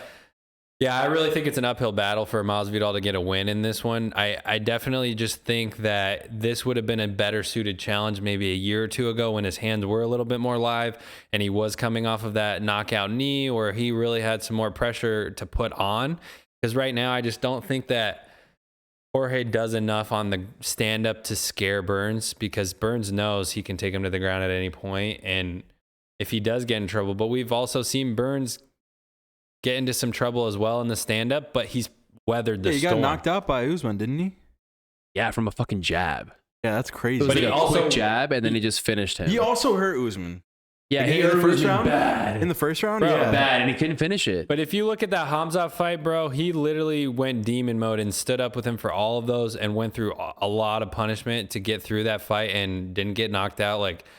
At that point, that's all I need to see based off of more recent performances from both fighters. Sure. Jorge hasn't done anything that jumps off the screen to me is you're going to beat a guy that has that many skills on the ground, as well as he's still hungry and he's younger. So Side note. Who has the BMF belt? It's Jorge. Jorge has it. He just doesn't. It was fight a that one-time thing, and then they never talked about it or ever brought it up ever again. I remember that they made this belt it was a big deal. It was just he did fuck up Nate Diaz that night, though. It was that was a really good, impressive performance by Jorge that night. I was really impressed by him. And then after that, he just very big decline. That was the last one. I don't really think he's. Yeah, they brought The Rock out for that. Yeah, The Rock was there having the belt. It was so WWE, dude. It was so fucking. I honestly don't like The Rock anymore. Really? He's so corny to me. I think What do you think XFL. he would look like as a girl? XFL. I mean, if he looked like the way he looks now as a girl, he'd be pretty scary. But it's interesting too. This fight, I think, has added extra layers. I mean, I'm just being honest. In the video, Jorge said, "This is kind of my last determining factor. If I win this fight, if he wins, he said this is going to be my all-out last push to try and get a title or multiple titles if I can try and swing that. But if I lose, I think this is kind of the back end of my career where I take maybe one or two money grabs and I'm out of the UFC type of thing. Yeah. So I don't know. It's going to be, I think situationally, there's going to be the most at Jorge's back being at home and then knowing in the back of his head that this could be his last time really, lacing up the gloves for something meaningful type of thing. So he has that on his side, but I don't know if it's enough to beat Burns. It might be one of those things where I can totally see it being a night for Jorge where he just goes out there, he's losing the fight, and then he just lands that one great shot that just lands right on the button, and then he just finishes Burns. Because Burns also doesn't have the best chin on planet Earth. I mean, when he fought Hamzat, it's an inconsistent he got knocked down a couple times. You would think he has a chin on it. That he's tough, but he doesn't really. And that's the thing about Jorge. He only got knocked out one time, and that was against Usman. Yep. Yeah. And that was it. So after that happened, sometimes, dude, when you go through a knockout like that, sometimes you don't come back. This is always the same. True. And for Jorge, I just feel like he just needs to go out there and just really just like let the hands go. Well, Jorge got knocked out a lot harder than. Oh, it was Jorge bad, got dude. That was bad. He was literally like, he was gone. He wasn't even there. So I think that for Jorge, there is a world and there is a universe that he does win. But there's just such a much more clear path to victory for Gilbert Burns when it comes down to the wrestling and the grappling and the jiu-jitsu. But I can totally see Jorge just going out there and just like landing a check right hook or something while Burns is coming in and he hurts him bad and he finishes him. And the next thing you know, everyone's talking about Jorge getting at a title shot against Leon in London. Yeah. Because they have unfinished business, right? Could happen. So... Because nobody's expecting Masvidal to win. He's a plus 390 underdog he's a huge right now. Underdog. You can get fucking Burns at minus 490. Has no value whatsoever. No value at all. How old is Burns? He's like 35. Yeah, he's probably around there. And Jorge's 37? Yeah, Jorge's... He's getting up there, dude. Yeah, Burns is 36. And Jorge's 37? Let me. Wow, Burns is 36? He doesn't look that old. 38. Jorge's 38? Jorge's 38, Jeez. dude. Wow, that's actually crazy. I didn't think he was that old. Man, bro. Dude, he's old. Yeah, I feel like his body's showing that. I didn't know Burns was 36. He doesn't look 36. Not It at looks like all. he's like 33. Look, Jorge does not look like that. No, not at all. No way. He just eats like McDonald's cheeseburgers. Goes running. Yeah, and then just goes running and then like... Yeah, McDonald's is fire. He really lived I know, I like heard Scarface, that like the new, movie where he's just fake he thought chicken he's is so good. untouchable. Oh, Like he's yeah, come up, chicken. like Bacon he ranch started getting chicken. really cocky after like in the We gotta ring. try that. That's fire. And then you just saw him start declining. Like he didn't look like he was the same like I got it. conditioned whenever he would get into a fight. Didn't look like Gassed, like he just looked gassed. all the time. And I know that one with Usman, the first one, he was on what, like 5 days or 7 days. It was like such short notice, and he like flew super out, short notice. 27 days. flew out to Miami. Flew out to Abu Dhabi. Yeah, dude. Made weight, fought Usman, like, and he Slow. like he was Yeah, just he looked slow, so but like he didn't get bloated. knocked out. He defended a few takedowns. He got his toe stomped like 3 rounds. Yeah, but Jorge also didn't do anything in that fight either. Not at all. Nothing. damage, So like, no damage. it's just so hard for me to confidently say that Jorge's gonna go in there and like knock him out and knock Burns out, but like Jorge just hasn't really done much to like tell the people that he's like a savage, you know, like he used to be. As of lately, Right. yeah. As of lately, you know, you can still find that savage in you, Jorge, but you just gotta bring it out, bro. But And as when a- you do let your hands go, sometimes it looks real good. And as a fan or a person betting on the fight, I think Carlo finds himself doing this a little bit too much. You can't hang your hat on the old success of the player or the person, you know, like obviously Jorge has all that allure and we know he can do that, but we got to look at the most recent. What's going on now? What have you done for me lately? And Jorge hasn't done much, and Burns has weathered some storm and taken some tough battles. So, And I feel like Burns has a lot more speed on him.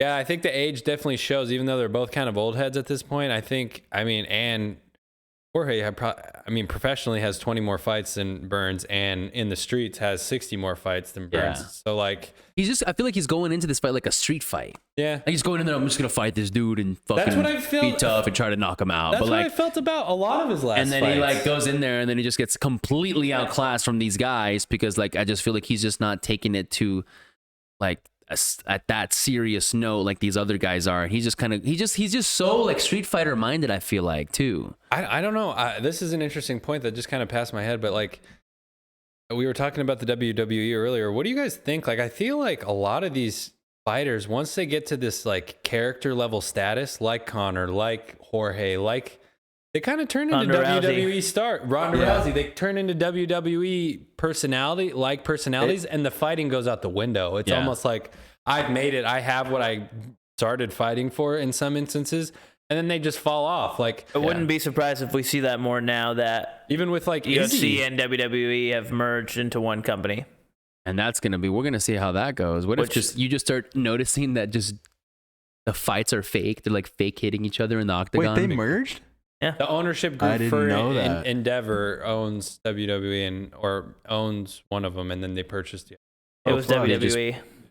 So it's like a venture capitalist fund, like one of those funds that have a ton of investors that have enough money to buy all that shit up. Yeah, at the end of the day, they basically all feed into one organization. So I wouldn't be surprised. Things can get interesting. I wouldn't be surprised if we see things like that. Bit, I mean, we've already seen Brock Lesnar bounce back and forth between WWE, UFC, WWE, back to UFC, back to WWE. I don't think any athletes are going to do that. Remember seeing Punk try to be in the UFC? I'm just saying, like, we've seen it already on multiple occasions with Brock, with Ronda. Like, Ronda's a massive WWE superstar. Like, she was the champion at one point. She had beef with the women of WWE, though. Is she still in the WWE? Yeah. She's still doing her thing in WWE? Mm-hmm. I think she just fought at WrestleMania. Really? The other night. I'm pretty sure. That's crazy. I'm not 100% positive, but I know she was on. Like, she was advertised as being on WrestleMania. Yeah, she's a big name, man. She's a big name. Yeah. But yeah, no, she had beef with the women WWE for a while because some of them were like talking shit to her, and she like came out in an interview was like, these women need to remember that I've actually fought and I will beat the shit out of you, like for real. Fire, oh my god! Like she actually said that in an interview, and then it was like a huge storyline where they were like, "Oh, you're not so tough. You fucking sucked at UFC." Like, yeah. Yeah, she got fucked up towards the end there. She did. Because she got her fucking head dribbled. She did. Yeah. That's what I'm curious about. Was Ronda Rousey actually that great, or was the women's division at the time at that time it was just like so new? But what she was doing, she was just at a different level. Like, at that point. She was also like Muay Thai, like Olympic champion, I think. So she had like some really good credentials under her belt. And she just kind of made a name for herself. And then like UFC obviously started, adding women to the roster, and it was like the first of its kind. So like they hadn't really seen the best of the best. Like this is kind of like the trial. We're gonna sign everybody up, and then we're gonna get all these shrimp to Ronda. Yeah, give her to Ronda. And she was just on a different level at that time. I remember like 3-4 pay-per-views in a row, 14, 15 seconds, boom, over. Dude, just absolutely just crushing these girls. And then eventually, throughout time, people started getting better. Ronda Rousey started just wasn't getting any better. Times were just changing, and the levels just changed, dude. Who was she fighting? Holly Holm. Was it Holly Holmes, that one where she was like almost running away at one point because she kept getting bopped.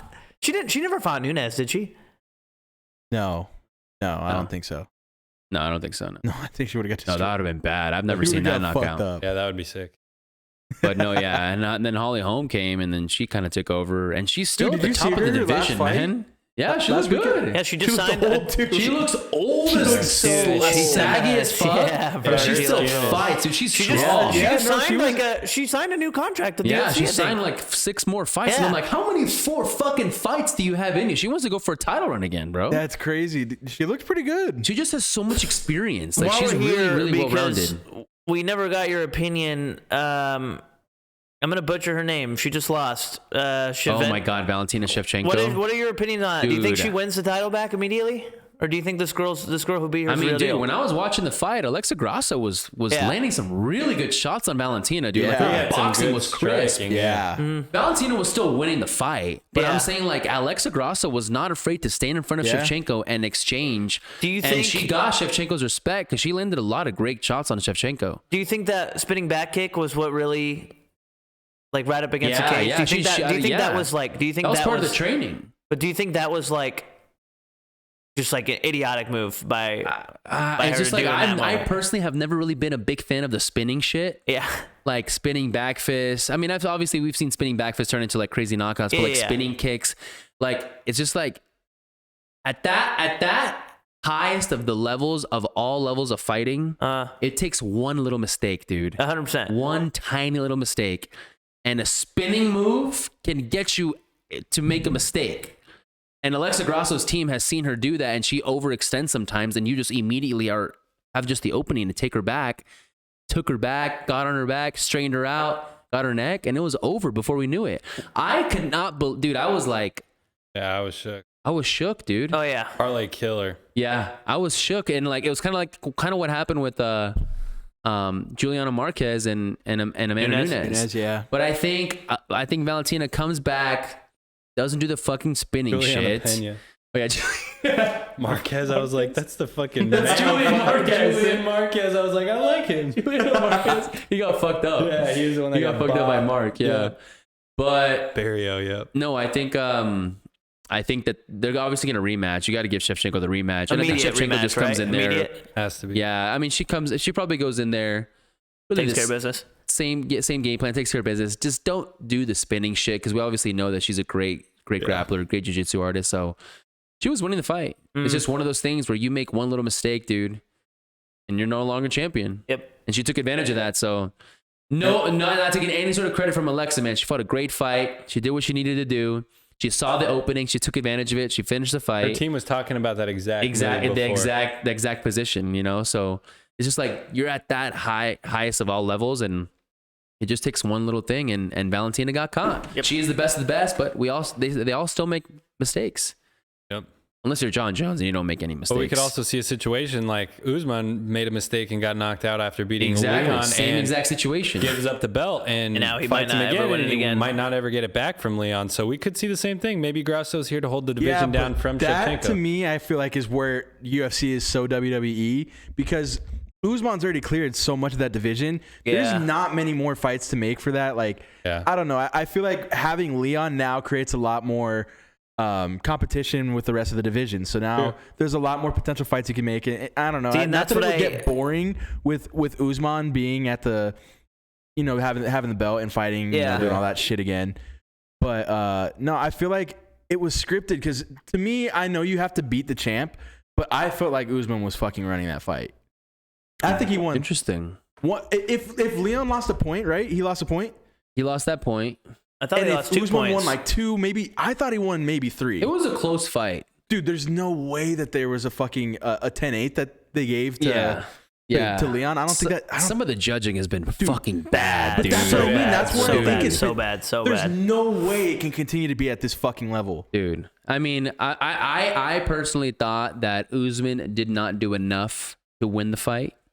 Maybe I can see how you can argue that Usman won the fight. I can totally see that. But with the lost point, dude, that pissed me off. I think even throughout the entire fight, Leon was a little bit more of the busier fighter in regards to staying busy, mixing it up. Dude, he threw that head kick so many times, and some of them were slightly getting blocked, dude, but they were still getting through. Like, dude, he's got a nice and Usman I feel like Usman was just a one slight half step behind Leon, and Leon just had the better night. It was his night, but I can see how you can tell that Kamaru won that fight because of one of the lost point, and he had a lot of there were some pretty good grappling control that he had, but not obviously as dominant as the first fight. Leon looked better than the first fight. Even in some of the rounds, there was a lot more strikes landed for Usman than it was for Leon. Yeah, and always the biasness. You got to like beat the champ, right? Yeah, and I completely understand. But the last point and then giving a 10-8, oh god, that just pissed me off. Yeah, it feels fucking rigged. And I understand. It's because, like I said, they want to make those people would have rioted if they WWE, gave the belt away. They want too. the most dramatics from it. Right, I can see that and because they were can't also really in do London. that anymore. Yeah, exactly. They were also in London, fans and it just would have been devastating that if like Usman got the decision and like Leon in London, bro. In London, like Usman they would have killed him. Yeah, that's what I'm saying. They wouldn't have made it out. Yeah, that's true. That's true. They would have rioted. So, with that being said, I don't think Usman. I think we'd see Usman come back. Because Usman, like, he's beat everybody else. I mean, honestly, to make it fun, you could even give him. Well, if you're not going to give him Colby again, you could even do, depending on what happens against Gilbert and Jorge, Yeah. You do that rematch. Let Leon go off in the sunset. He's doing a bunch of shit. He's being champion. He's probably not going to bite. He's probably not going to like want to get back. He probably really wants to soak this in. So I think depending on what happens with Jorge and Burns, give him to Kamaru. Okay.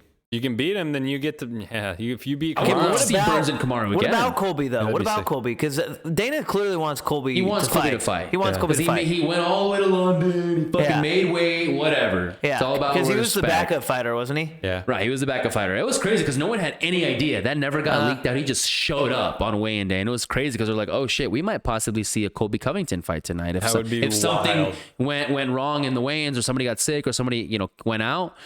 But I thought that's how it was looking because I thought Usman was injured going into it. Well, so. because there was also rumors that Usman was injured and he I still was like, fought. That's another Covington's thing gonna- too, Spence. They were saying that Usman wasn't 100% that night. Yeah, they said his ankle was.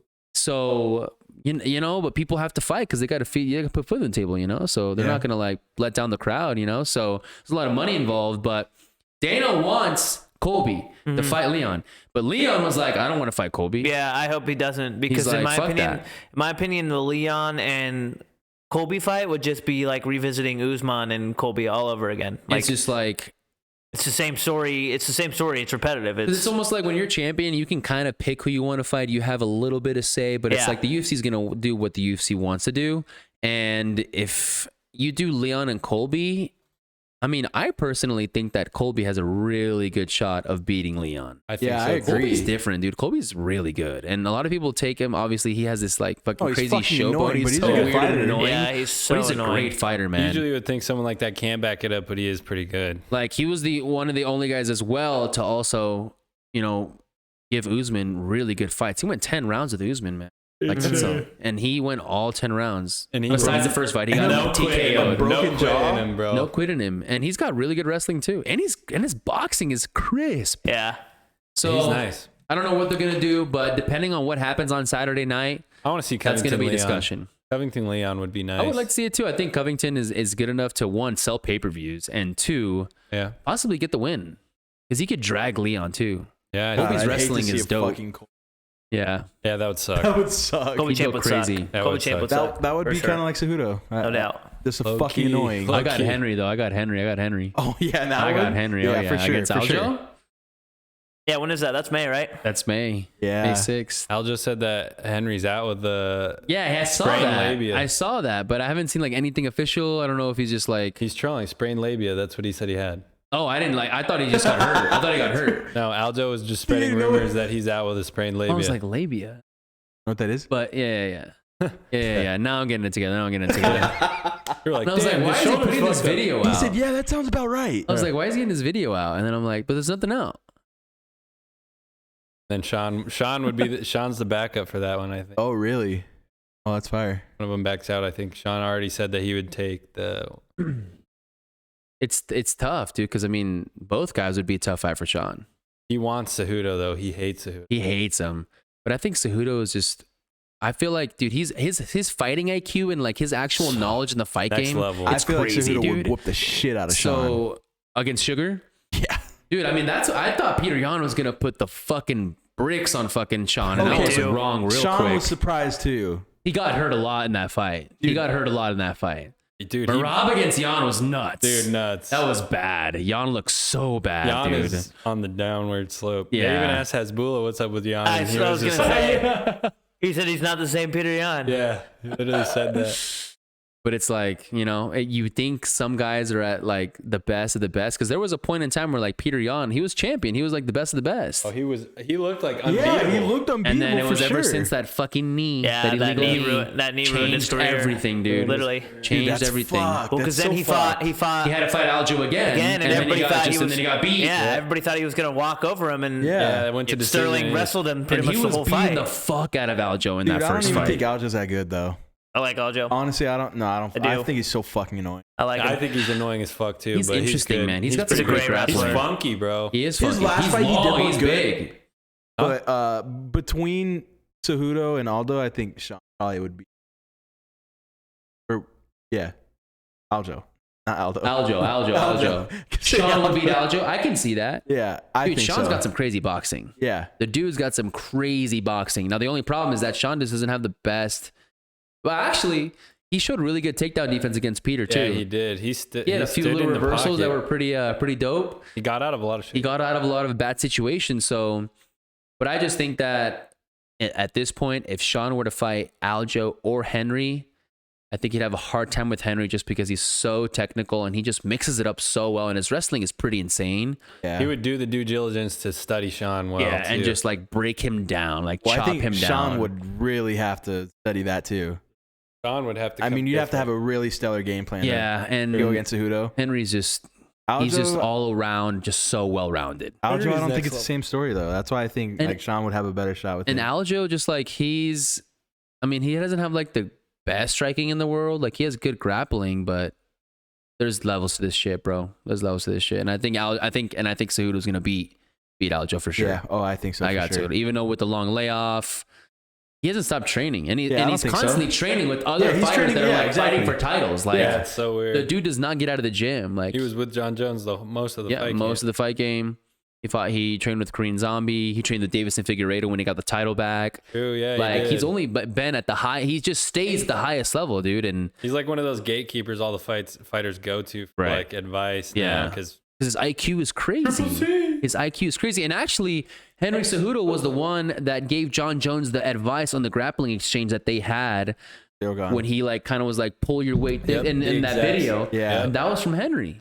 That was out of Henry's playbook. crazy. And John Jones did exactly that, and he fucking was easing out in the office. Yeah. That was crazy. I was so upset. Well, shit, I wish it was just such a better fight.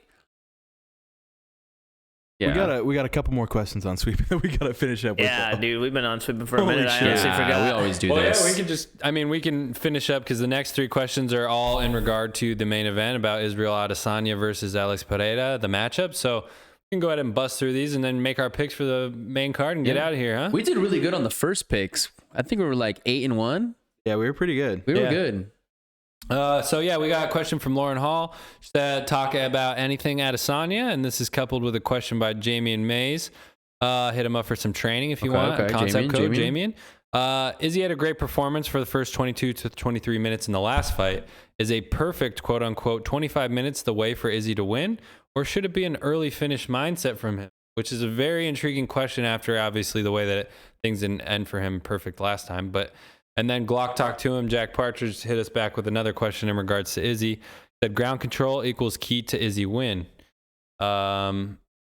which is more of a statement, but I guess we can refer to it when we talk about it. But yeah, what do you guys think about this Israel Adesanya versus Pereira matchup? It's obviously intriguing to see them meet again, but Well, here's the I rewatched the fight on Saturday actually, and I just wanted to get a real good refresher on how this fight was going down. yeah, I rewatched it too. Round one, Alex was actually winning the round one until the very end where he got wobbled. That's what solidified the win because it was a close round, but Alex was putting the fight. That's when everybody was like, oh my God, Izzy actually is going to do this. Exactly. So he gave Izzy round one. Then round two, Alex just came out there with the same game plan, was pressuring him, landing that stiff-ass jab, cocking his neck back, and he won round two. It was 1-1 going into the third.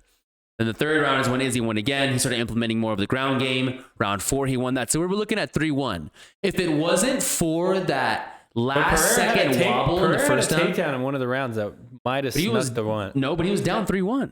It was not 2-2. He was winning the fight. The round that he got wobbled in was the same one he got a takedown. So that's That why was it round in the one? air. Yeah.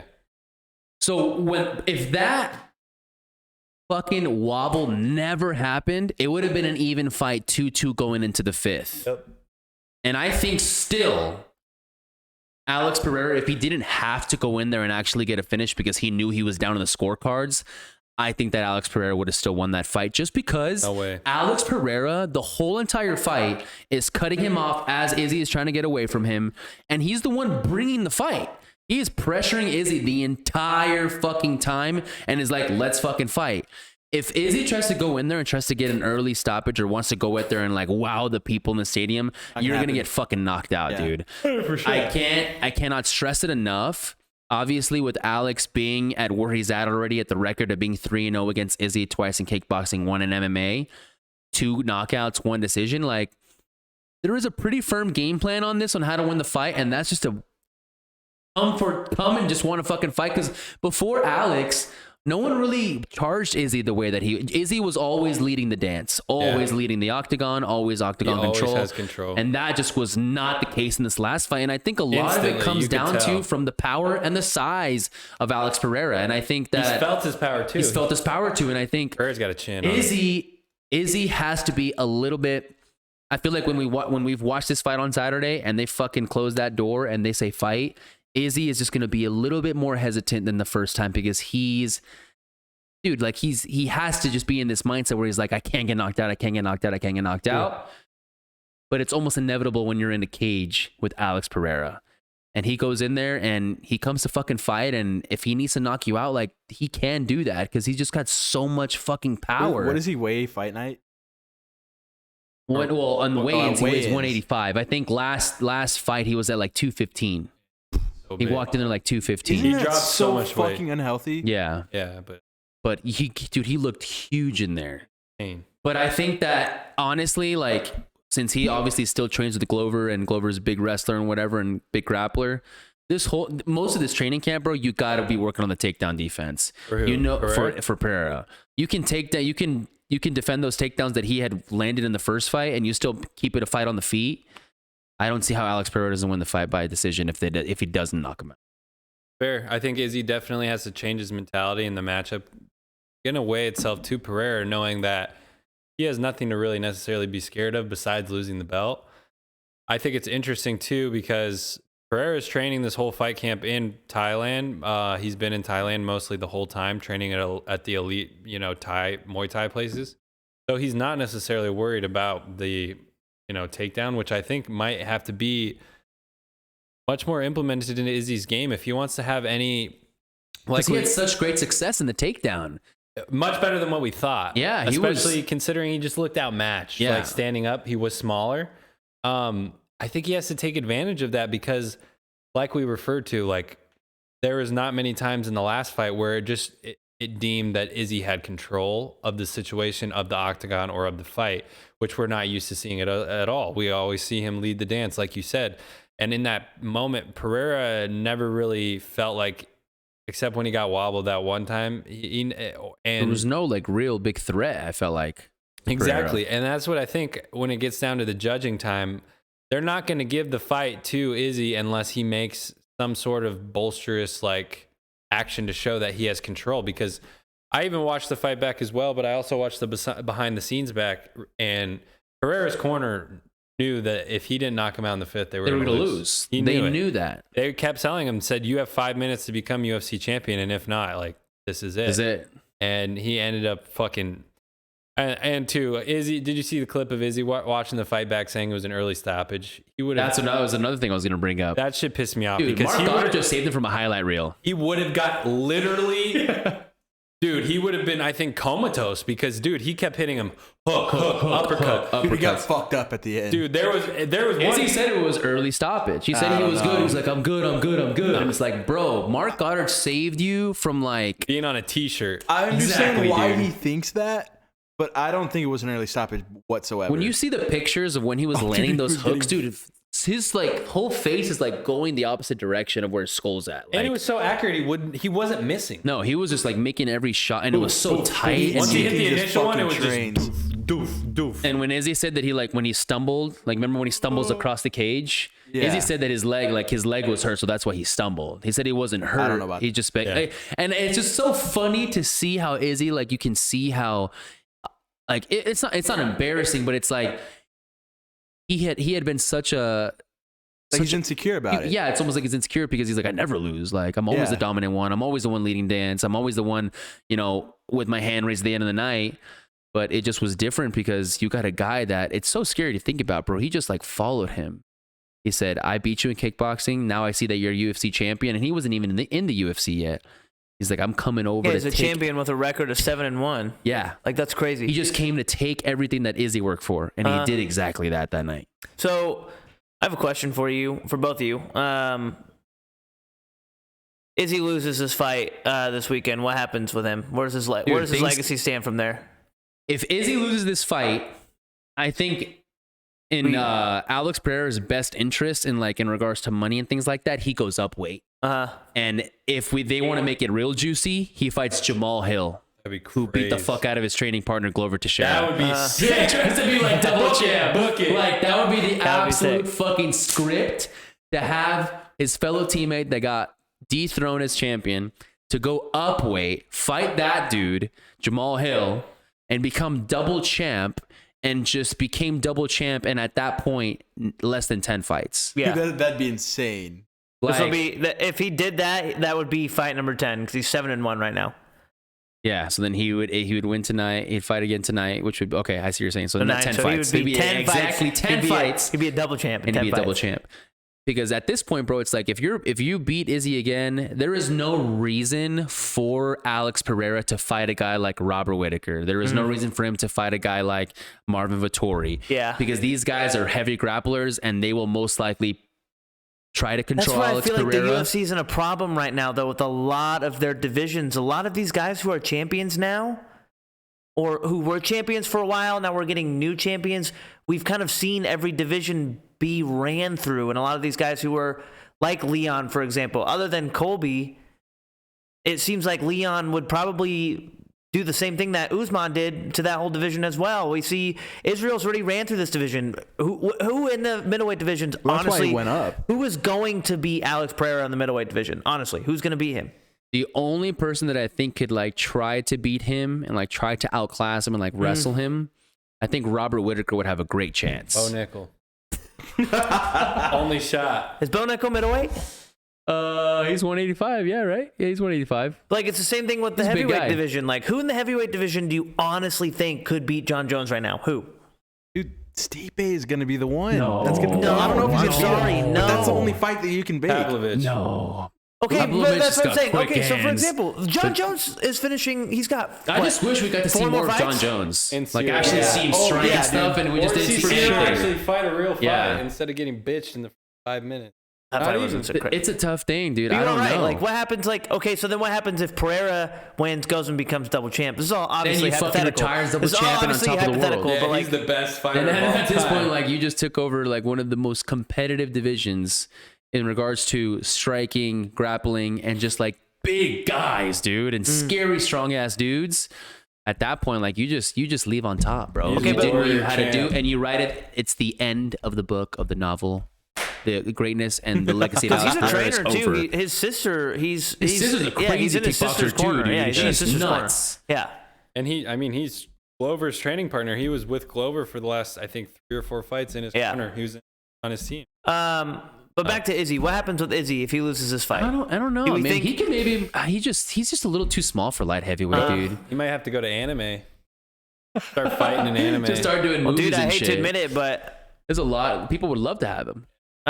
he did voice. He did an anime voice. I don't remember what anime it was, but He fucking voiced. he did a Oh, dub. God, I bet it's No so way. bad. He did Really? a dub. I don't remember what it was. Alex Pereira always fucking clowns on him for his anime Anime shit boy, and his cartoon shit. Dude. He's this is a little boy. When Pereira shaved his shit to look like Chuck Liddell, bro, had me dead as shit. Shaved his head. He shaved into a mohawk with the goatee. Pereira. And he's like coming soon or Iceman. something like that. Yeah, something. It was Iceman. crazy, dude. Dude, he looked so funny. And that's the thing. He So just scary. he just stares at you. He's and Yeah, scary. he looks so fucking he just scary. hunts you down. His head is huge too. Dude, Like, his head is huge. he's- Oh, he was on Baki.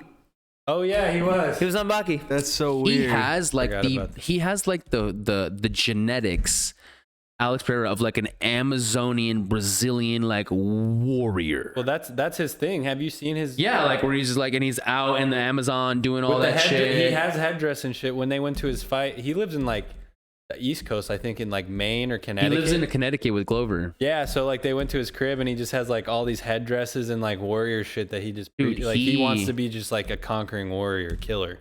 That's Crazy. different, dude. That's Dude, he's a and you nut. got Izzy over here fucking playing Naruto on Wii. And you got Hey, man, Alex let him do Pereira his going. thing, you know. Okay, but still, what honestly, what? Because Izzy at one point was considered up there as one of the best of all time at The one only- point through his Still career. is. He ran through his whole division and The only just person lost that it he- the that's first time. I agree, but if Izzy loses this, just Pereira's division. Do we see like Just took does it Izzy over. maybe disappear for a little bit? Kind of like maybe like what Conor McGregor, John Jones did, doesn't fight Maybe for a goes to while. boxing? Maybe there's waits. not much left for him. Maybe to do. wait until the division kind of. I hate to say it, but falls apart a little bit. Unless until he's can, like, I'm fighting him a 5th time. yeah, like, You know, well, that's what I'm saying. Like, if if he loses this, it's like no question. Why should No he get a question, chance to man, fight like- Alex again? Maybe No. he just becomes a super teammate and helps Kai Kara France get back into the mix. And Yeah, helps and like try to City make boxing. him to be champion. I think it's very simple to see what happens if Pereira wins this fight. If Pereira wins this fight, you've already said it. Maybe he moves up He to owns the it. next he division. needs to play smart and just fight Yeah. strikers. That's just what Yeah. he needs to do. Mm-hmm. Like a Yeah, guy but like the Jamal UFC Hill. might just try to like, bro. If the UFC threw Bo Nickel at Pereira, bro, could you imagine? I mean, Yeah, honestly, but- though, literally that's just what defends every hit and Every just hit tries just to go takes him straight down. take down that's what I feel everything. like the UFC might have to start doing at some point. Like they might have to start looking at some of these unorthodox fighters or guys who they really think like Bo Nickel, who's almost kind of seeming like unique in a way where his wrestling is fantastic, and being like, you know what, like. Fuck it, let's throw Bo Nickel in there. Maybe not right with Alex Pereira immediately, but like, let's give Bo Nickel a real opponent Right. and see how he Right. does, and maybe throw him in there with Alex Right. Pereira. Because So- it just doesn't look like anyone can beat Pereira at this point. So it's Not just on like, the feet, at no, least. no Not on the way. feet. Not on the feet. Even honestly, a great fight too, if he doesn't fight Jamal Hill like at light heavyweight, would be Jiri Prohaska. Yeah. That'd be a sick that'd be a fucking really good fight, fight. dude. Are Two you warrior fucking kidding me? savages? Oh my They're God. both like on that vibe. They're Yeah. both like Who's that one dude from Kazakhstan? What's his name again? Shavkat. Shavkat Rakhmonov. Yes. Yeah, He's he's too sick. small though. He's If- sick, dude. Yeah, I He's love him. crazy. I love If him. Izzy wins this fight, though, You gotta watch his little doc that they. Really? I have not seen it. if Well, he kind of Izzy- sounds like the same, like how you're talking about he's a warrior, just like Yeah, he is. He's the same. Yeah, type. he's kind of like on just that level, nomad but kind of. not like Alex Kazakhstani and warrior. fucking. That's what he said. Yeah. What were you saying? If Izzy wins this fight, though, there's a third fight. Yes, you would think so. You would think there's a yeah, third because fight. Alex Pereira would be like, You I think give him a there's a third rematch, fight? even though I fucking beat him 3 times already. I know it's Yeah. not all UFC, like not Have all to be. MMA, but like There's money there too, depending. Even I depends just how it happens. I just don't think that Izzy's gonna go in there and knock out. That's just not. I just don't think it's gonna So, happen. kind of dude. relating to Jamien's question, is Izzy's best chance at winning? He has to fight a perfect He fight. has to fight a perfect fight, and he was. ground game perfect fighter. Are we lucky saying all knockout. 25 minutes? Though, But I just don't. It's just Like- not. It's just too much time Yeah. for Alex, dude. You're giving Yeah. Alex 25 minutes. Said I'll give you this amount of money, and he has 25 minutes to knock you out. to read your shots to fucking diagnose 25 you. minutes to do that, man, and that's Dude. exactly what he did. A death wish. But I think it might be, dude. Honestly, crazy take. I think Alex Pereira goes in there and knocks him out in like round 2. really Makes it easy. He's like, this Wow. is. There's levels. I beat him 3 times. It might be. Who knows? This might be a little bit of an easier fight for Alex now that he's been in there and in an octagon But do rather you than a think Izzy kickboxing isn't ring. preparing the same way for this fight? They Honestly? have to work in the grappling. Like, do you Better think? They have to work on Do the you wrestling. think there's no way Izzy's gotta Izzy? come different. There's no way. That's what I was gonna say. There's no way Izzy hasn't been in this training camp thinking I have to be a completely can't stand different with him. fighter. I have He to be a cannot completely stand different with fighter. him. And you could tell, bro. Even the strikes that he did land, it was never a threat of Izzy's gonna knock him out. Yeah, no. But Izzy's every gonna time, TKO. Alex threw a hook or You're like like, threw "Ooh." a stiff jab, you're like, oh my god. Yeah, it was. It's just like a big. Boom, I will like admit a big there were thud, you know. there were many moments in that fight where whenever Alex would throw a punch, it was almost like, is this it? Like, is this gonna be it? Is this gonna be it? He'd like throw like a right and like left hook, and he like slightly missed. And you're like, dude, once he connects, if he hits and it. that's what happened at the end, at the beginning of round 5. He was landing those shots that we saw him missing, and it was night, They dude. He combated on saved each him other, from yeah. highlight reel, and I can't stress it enough. Like, you can't say it was a bad stoppage because obviously the ref's job is to keep the fighters as safe as possible. That was the move because 5 more seconds later, He's done. Izzy's going like this. Knee comes up the middle. Oh my god! Or that uppercut. Or just an actually. uppercut just goes right up the middle and just lights out, dude. Well, I just think it's funny because I asked what we think Izzy might do, and there's a side article on ESPN from DC saying that Israel Adesanya would fit perfectly in the WWE. Oh my god! Yeah. He would though. They made him a Literally, shit ton of the cash, sa- shit ton of they're- cash but that's- too. They're already talking about it. They're already talking about how the UFC and the WWE fall under the same business now. It's gonna happen. There's gonna be You're gonna guys. see a lot of UFC fighters shifting like, over to the I UFC. feel I mean like- I feel WWE like- side. I feel like WWE might turn into like. I mean, they give fucking Bad Bunny, Snoop Dogg, like all these guys. It's like Snoop Dogg was just like, horrible. He's so old. dude, now. he moves so bad. But He looks so WWE frail. is. I think he W- jumped in at the WrestleMania and like Didn't he jump in and like started Well, punching? yeah, because Shane McMahon tore his quad mid-fight. Mid-fight, he tore his quad. He jumped up in the air to like jump over somebody, and when he landed, his quad just completely came off. Dude, he's done that twice now, hasn't he? Vince McMahon. You're thinking of Vince McMahon. Vince McMahon. Death or whatever. But Snoop Dogg wasn't supposed to do that. He improvised that whole thing. That was supposed to be Shane McMahon, and Snoop Dogg literally was like, jumped in. Fuck, this He fight's said, "Fuck fucked. it, I this gotta is my jump in time. and do I'm it." gonna get in there. That whole thing was so improv. Snoop Dogg did not practice any of that. Snoop Dogg did not. Snoop Dogg was just supposed to be there as like a celebrity. Like he's there. Snoop Dogg. Yeah. Like, get in there, Snoop. Yeah. He just high as fuck. He's like, oh my God, I'm going to have to fight this And guy. that was Oh my God, I did not know that. That was That's legendary. That was That's Shane sick. McMahon's first fight in like.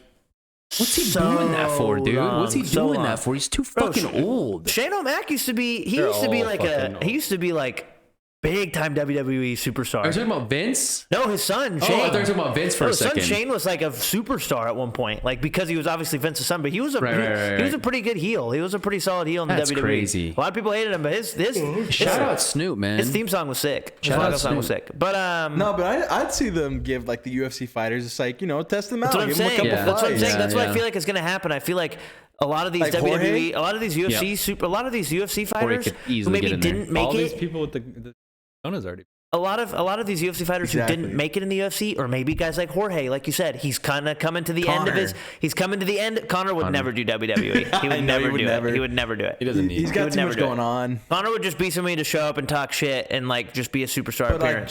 just like the whole like yeah. persona, he's already got like 100%. all this fucking Right. Like I could see His Connor. real life is image. WWE. He's not going to do I could see actual- Connor. I could see Connor doing like ringside like commentary for WWE for sure. I don't I know could see him about doing like that. as like That'd be funny. a special guest ringside maybe commentary. okay, maybe like Like Pat occasionally. McAfee, dude. Like Pat McAfee, but Pat He did McAfee's Royal like Rumble, didn't he? Pat McAfee's I like don't know, I about didn't see to. That was in WrestleMania. Oh, Yeah, he was had in a, it. He had a fight again. 'Cause I know he was commentating fought The Royal Miz. Rumble. He He's fought had The fight. Miz. He's That had is so funny. fights back-to-back years in WrestleMania now. That dude's living the life. Oh, dude. he's got the greatest life ever. That's crazy. Got the greatest life ever, no doubt. But Yeah. Great questions. yeah, though. no. The whole Izzy thing is what I'm really just curious about, because he's like, what happened? Honestly, what happens if he loses? Like, It's just really, so crazy because like, you don't before know. Alex Pereira came in the picture of the UFC, like Izzy seemed no unstoppable. one was gonna beat Izzy, Yeah, bro. nobody. And And then now he just seems so far above him. Crazy, dude. crazy. Crazy how things change so fast. Nobody So here. fast. We haven't spoken one time about Izzy winning. Every conversation we've had about this fight tonight has been Alex winning. It's been Alex winning. Because even the fights before he fought Alex, like he was playing the safe fight every single fight. Does Izzy stand a chance at all? Do you Yes. think? He's still favorited. yeah, he's still but favored. it's Slight, very though. slight. Very slight. Very He's still Very favored. slightly, minus 140. Dude, I Very was- slightly. I was surprised about Very that. slightly. I thought that's surprising. No, yeah, I mean, usually you usually. I mean, it was kind of like Leon. Leon was like a plus 200 as a champion, so it's like. That one made more sense to me though.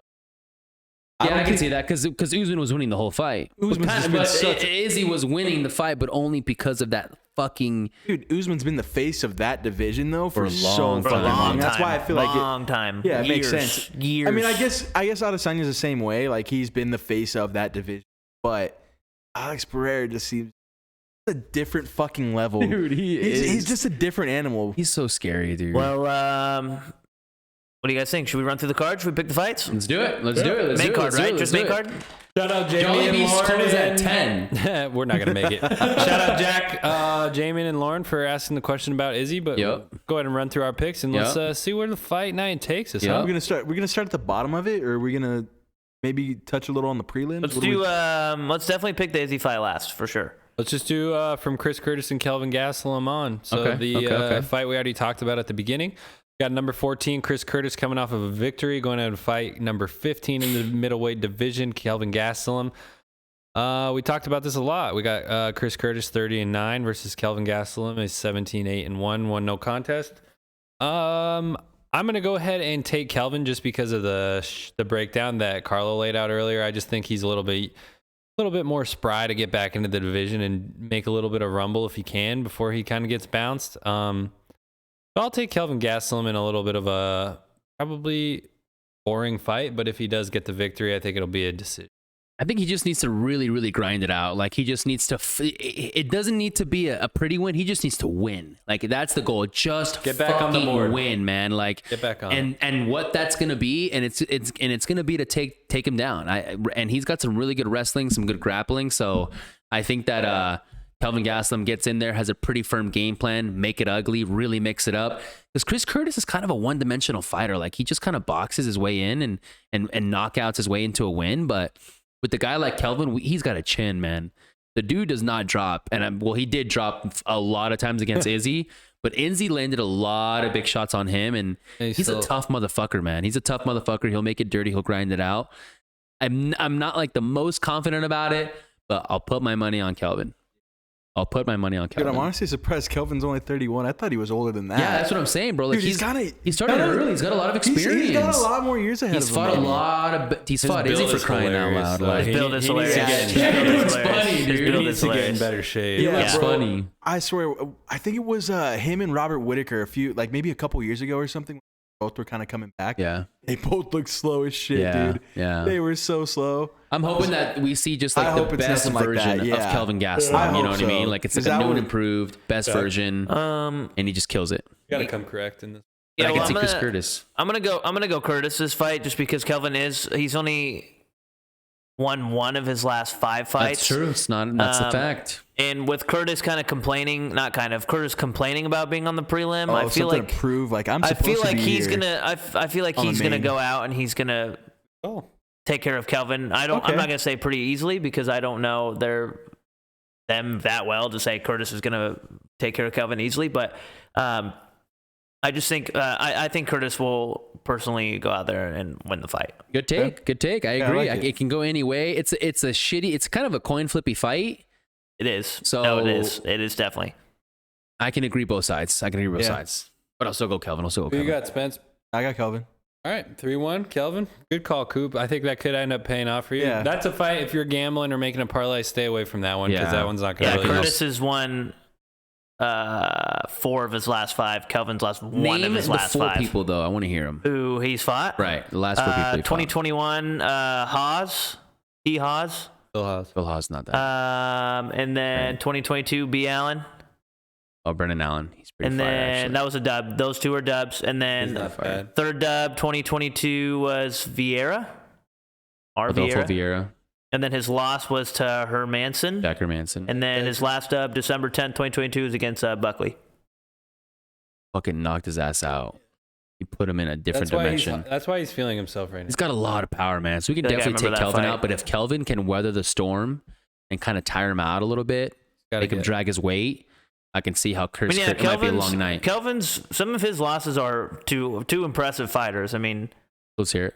2019, Darren Till, loss. 2020, Hermanson, loss. 2021 was a dub against Heinisch. Ian Heinisch. That was like his last dub. And then 2021, he fought Whitaker and Canior, and they're both L's. He's fought some top elite guys, but he hasn't won, so this is like the real ultimate test. If Kelvin does lose, though, it's all of them were decision, except for that Whitaker. I wouldn't be surprised if you're cut. That Whitaker one wasn't like a bad loss. So. No, he went all 5 rounds. All of them were decision except for the Hermanson. He lost by submission, but every single one was a decision. We'll see. He's tough. He's got a chin. He's got to win. Like Carlo said, he could get bounced. He's kind of in the same position as Cody was on the last card, where he's got to win. And we saw new and improved Cody that night. It was kind of crazy. Like he mixed it up. The wrestling was good.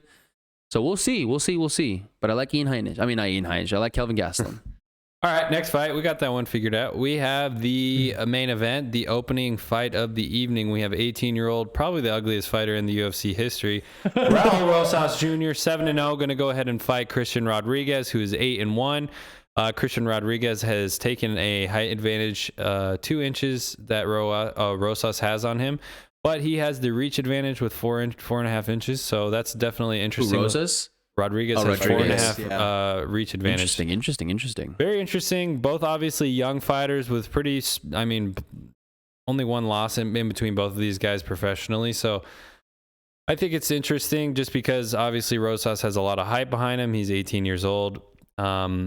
Because impressive win the first time. For sure, but Rodriguez is not that bad of an opponent. I definitely want to see how Rosas comes back from adversity after finishing Jay Perrin in the first round with seamlessly no challenge. He was in control the whole time. I want to see Christian Rodriguez give a pushback, and we'll actually get to see the true character of this 18-year-old if he's really about just talking bad shit and going out there and putting on an actual performance. So we'll see. I'm just interested to see Rosas go more than one round and see what he has for a whole entire fight. Yeah, I really want to see somebody test him, really put him in an uncomfortable position, see how he reacts to that, because we haven't really been able to see that. Like he's still young. He's been kind of dominant, which is you can't like help but say, like, if you're dominant, like that just means every single guy you're beating, like you're just a step ahead and you're that much better. Every dog has its day, though. That's what I'm saying. Every dog has its day. Valentina had her day. Everybody has their day, man. Like it happens all the time where you see 10-0 guys losing and then become 10-1. Like that happens all the fucking time. Nobody is fucking immortal. So is this dog gonna have his day tonight as a main card opener, or is he gonna fight his way all the way to a title? It's a lot of pressure, dude. Because all the pressure's on Rosas. Like there's no pressure on Rodriguez. Like everybody's gonna be riding Rosa because he's just that name. He's that guy. He's super young. So that much pressure as an 18-year-old, I don't know, dude. Especially if it goes. That's a lot. That's a lot. Like to carry, to take on. If it goes more than one round and he has to go back to his corner, maybe with down a round or injured, like that's what I want to see how he comes back from. Because ultimately, the way I think about it, just from a personal standpoint, me reacting to that situation now compared to an 18-year-old kid, no matter how many training fights I had, like going to be completely different approach mentally and physically.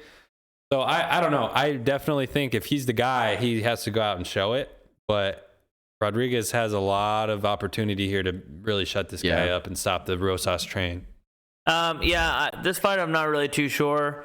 I want to pick Rodriguez just because I feel like this is going to sound so cliche and cheesy, but I feel like age does definitely play an advantage in a lot of situations.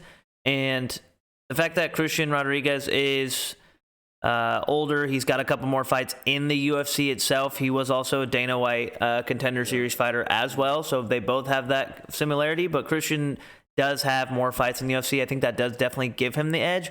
Raul does have the hype behind him as well, though, so that's obviously going to give him a lot of spark, a lot of excitement, a lot of energy. He does bring a lot of energy to the cage as well, which I like. I noticed in his last fight. I don't know. This one's really hard. I want to lean towards Rodriguez, but something tells me that might be the right pick for this one. You know what's interesting? And I was thinking about, because he's 18, right? And Rodriguez is what? 25. 25. Us fighting an 18-year-old. As an 18-year-old, just because of your age, would you think that Raul Rosas Jr. probably has the better cardio because he's 18? 100%. Because like you're 18, no doubt. Yeah, you're young as fuck. You're young as fuck. No so doubt. like 25 now, like you got to work to have good cardio. But like 18, you can just have natural cardio and you go out there and have a gas tank just because you're that much younger. So that's so interesting because we don't see that too much. We don't see a lot of 18-year-old fighters fighting in the UFC. So I'm interested to see if this goes to round 3. Like to see like what kind of pace we'll get out of Rosas Jr. in the third. That's interesting. As an 18-year-old, and if we just see like a crazy like Marab pace, we're like, dude, I was just gonna say this guy's a problem. He might look like him because he's so young. Like wait till he gets a little bit older, where he's gonna feel the cardio kind of drain off a little bit. He's gonna really have to work for that cardio training and have that gas tank. But I think with him being 18, like he's just gonna have a natural gas tank because he's so fucking young. Yeah. Well, I like Raul. I think, he's riding the hype of being, 7-0. He's young, but also the Mexico standpoint, like they're putting on for their country right now, and so I think he's gonna go off of that. Plus, like you said, with the whole age thing, stamina, everything like that, I think he's got naturally. He's just gonna be naturally got the edge, just more fit. But I don't know. I'd also be a little bit pissed being 7 years older, like thinking, dude, there's no way I'm gonna get fucking knocked out by this. That's another thing. I don't know. It's tough, but I like Raul. So it could definitely play. Yeah. Yeah, that can Dude, play. I'd be so pissed. You're playing fucking games in your head and you're like, I can't lose this 18-year-old. This guy's young too, like 25. You're still young.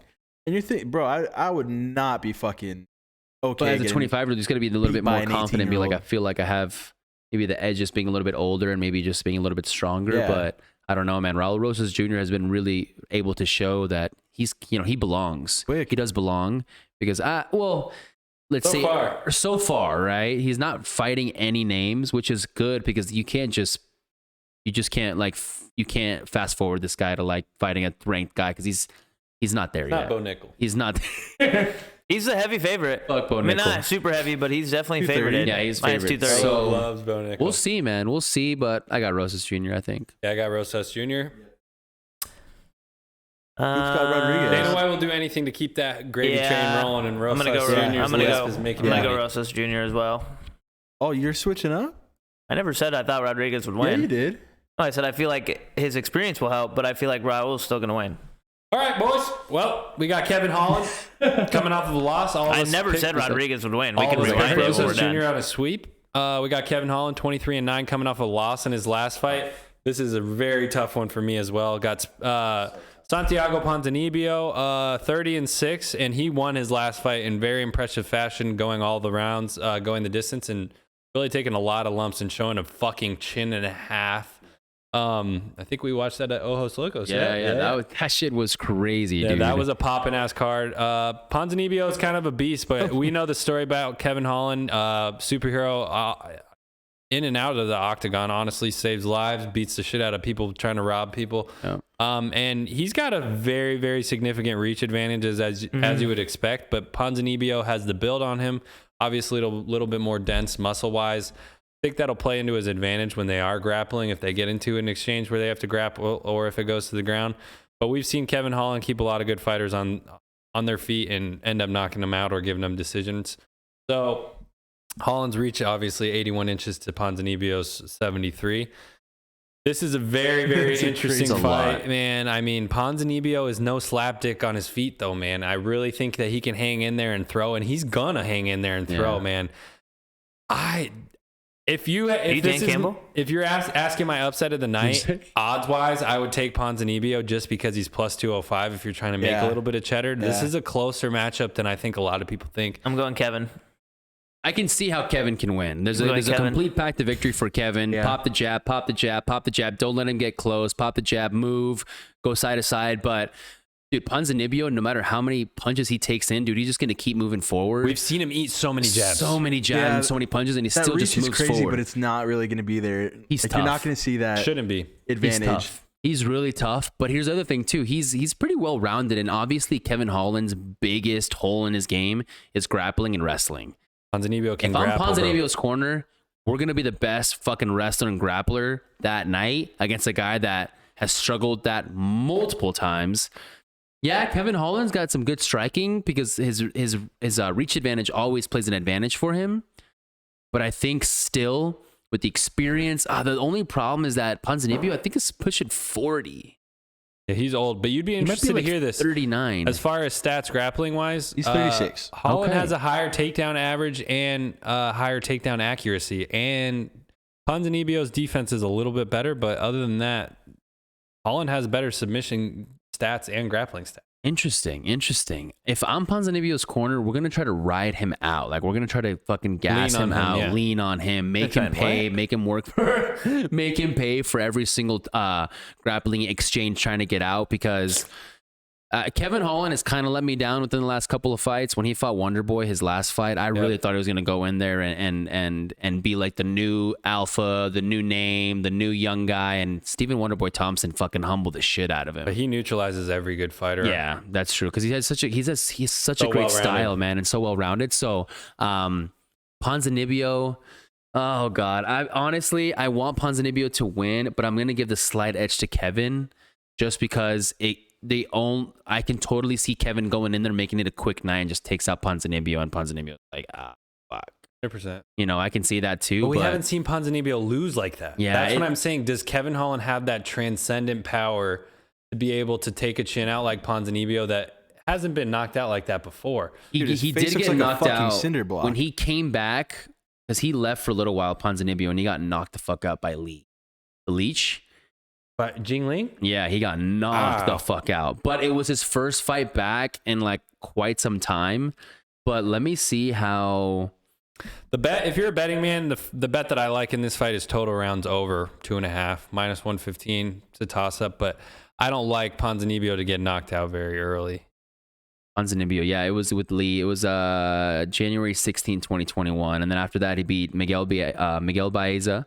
And then he lost to Jeff Neal.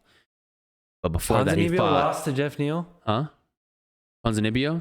Lost to Jeff Neal? Lost to Jeff Neal 3-round fight. Wow, bro. I don't know. That makes me want to switch. But then before that, so he took a long break. So it was 2018, and then he didn't fight until 2021. Then he got knocked out by Lee. Then he beat Baeza, and then he lost to Jeff Neal. And then he just beat Alex Morono. But then he lost to Michel Pereira. And Michel Pereira, the fucking crazy guy that's always doing the backflips and shit. Yeah. Honestly, I watched that fight. Ponzinibbio won that fight. But they gave it to Michel. Yeah, I do remember that. And Michel kind of has the same style as Kevin Holland. Like, he's long, he's rangy, he jumps in and out. But oh my God, that's such a toss-up fight for me. It is. Honestly, after you reading back the past fights and hearing that he got knocked out by Jeff Neal, gives me... He went 3 rounds with Jeff Neal, but he got knocked out by Lee. Gives me... See, so he's not going to get knocked out. I got the over on rounds, but... Kevin Holland might be able to edge that out just because he's the name and who the UFC wants to see on top. If it goes to decision, give me Holland, dude. It was just bad. Remember when he fought? I don't know, man. This is a toss-up. I can't. Yeah, it's hard. I can't fight Chimaev. That was sad. Yeah. He choked him out in, Kevin Holland, remember? Oh, Chimaev. Yeah. That was bad. Yeah, took his back. I don't know. Pick. I feel like everything wants me to pick Ponzinibbio. I feel like Kevin. Same. I don't know. I'm just gonna second round knockout Ponzinibbio. Let's go. Let's go. Ride. All right. You know what? I'm gonna make my official decision. I think I'm gonna go Ponzinibbio. Final answer. Ponzinibbio makes it an ugly fight. My heart's saying Ponzinibbio decision. Split decision Ponzinibbio. Yeah, I got that too. A lot of potential dogs. I can see it. Yeah, I think Ponzinibbio is the dog of the night if you want to ride a dog for sure. But this is another one. This is fight of the night, bro. Hi, Kevin. It could be. This could be fight of the night. We have Rob Font coming back after a long extended stay out of the UFC. He's 19-6. His last fight was a loss. You're going to go ahead and fight Adrian Yanez, up and comer, 16-3. Last fight was a win. Virtually the same stats and build. Font might have a little bit of advantage reach-wise, maybe an inch or so. This is an interesting one, guys. I don't know a lot about Adrian Yanez besides the fact that he's got some hands on him. He's got some crazy hands. Hasn't really fought in a lot of opponents into a deep depths kind of match, and I think that's where Font's going to try and take him in his comeback. But like we just referenced with Ponzinibbio coming after a long comeback, we could see Adrian Yanez knock Rob Font's ass out of the gym, and it could have come out of nowhere. Rob Font's also from Florida, though. Grew up in Jacksonville area. He's going to fight in Miami, obviously, but it's a hometown fight for him. I think I'm going to make this easy for me. I'm taking Adrian Yanez. I just think I think Font's on his way out. I can totally see that, dude, but I'm going to go Rob Font. I think the only reason why I want to go Rob Font is because, one, Adrian Yanez, yes, he's a very skilled fighter. He's kind of up and coming, but he hasn't really fought anybody at the same caliber as Rob Font. Adrian Yanez has been pretty dominant against the guys that he has fought, but I give Rob Font the slight edge only because depends he's what fought Rob the Font better guys. That's exactly. Rob Font in general he's a dog. Really good hands, dude. Very quick boxing. He can throw. Great kicks. So let's think. His last fight was against Cheeto Vera. Got fucked up by Cheeto, but the first 2 rounds, he was putting it on Cheeto. If that was a 3-round fight, he would have beat Cheeto. Yeah. And then before that, he fought Jose Aldo. Jose Aldo kind of put a clinic on him, but that's Jose Aldo, and he was just fighting him on the feet. You're not going to win that fight against a guy like Jose Aldo. Rob Font's ground game's pretty decent. I just think that the experience looks like I don't really know Yanez, but it doesn't look like he's got much. He hasn't fought the best guys. I mean, he's gotten really big wins because he's at a certain level where he's fighting not the beginner guys, but like he's fighting the lower names, the not as big names, but he's just a little bit better than those guys. But he's not, I feel like he's not at that Rob Font level just yet. Not saying he won't get there. He will. Could be now. He could be ready. He could be now. But I think that Rob Font, he's coming back with the vengeance because he's coming off of a big loss. Depends how you look at the Font comeback. That's what I hope that we get. I hope that this is going to be a fight where it's like this is going to be one of the better, new, improved Rob Fonts than we've seen. I think the way that if this depending on the way this fight does go down, I think Rob Font wins by a finish. Okay. By a knockout. Adrian Yanez takes that first loss, big adversity fight for him, comes back better and stronger. But I think a guy like Rob Font, I think he gets it done. I agree. I got Rob Font. Is he the dog? No. Yeah, he is. What are his odds? Plus 155. Interesting. A lot of dog potential in this card. There is dog potential. To be honest with you, don't know either one of these two, so I'm just gonna guess. I'm gonna say Times New Roman. Rob Times New Roman. I'm gonna go Adrian. All right, let's ride. Squad ride. All right, 2-2 on that. 2-2. Right. Yeah, taking Yanez. I think his hands. I mean, this is a fight for Yanez, or where they're clearly putting the future in front of him. If he wants to get this win, he can move into the top 10. Oh yeah, this is a big fight for him. All right. We got the Florida boys matchup. We've already talked about this a little bit. The welterweight bout to go ahead and precursor to the main event. We have 21-5 Gilbert Burns fighting out of Florida. Yeah, I was gonna make my pick. Okay. And then we got Jorge Gamebred Masvidal, 35-16 in the game, coming off of a loss his last fight where he did not look good at all.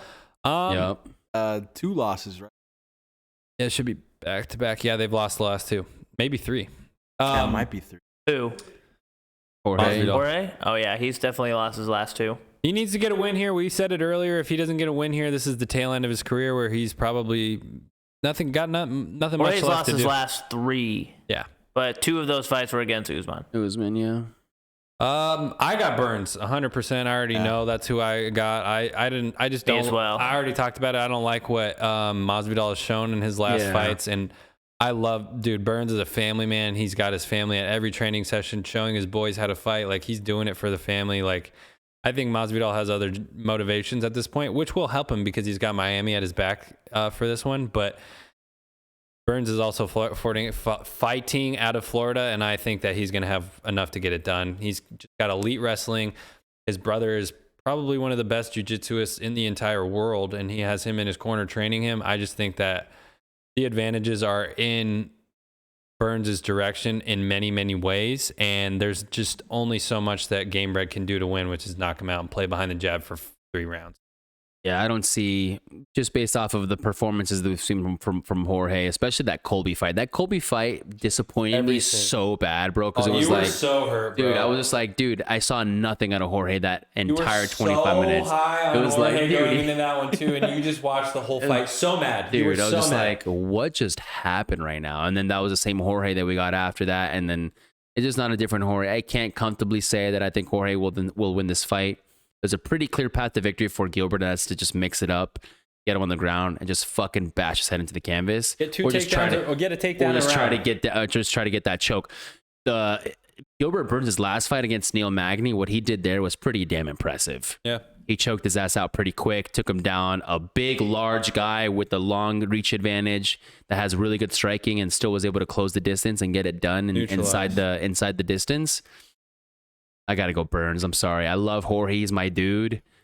Smart pick. But it's just, you've shown me nothing these past. Picking with your head, not your heart today. Exactly. These last few fights, man. I'm sorry. Same way, dude. I mean, there was a while, dude. I thought Jorge was my favorite UFC fighter ever.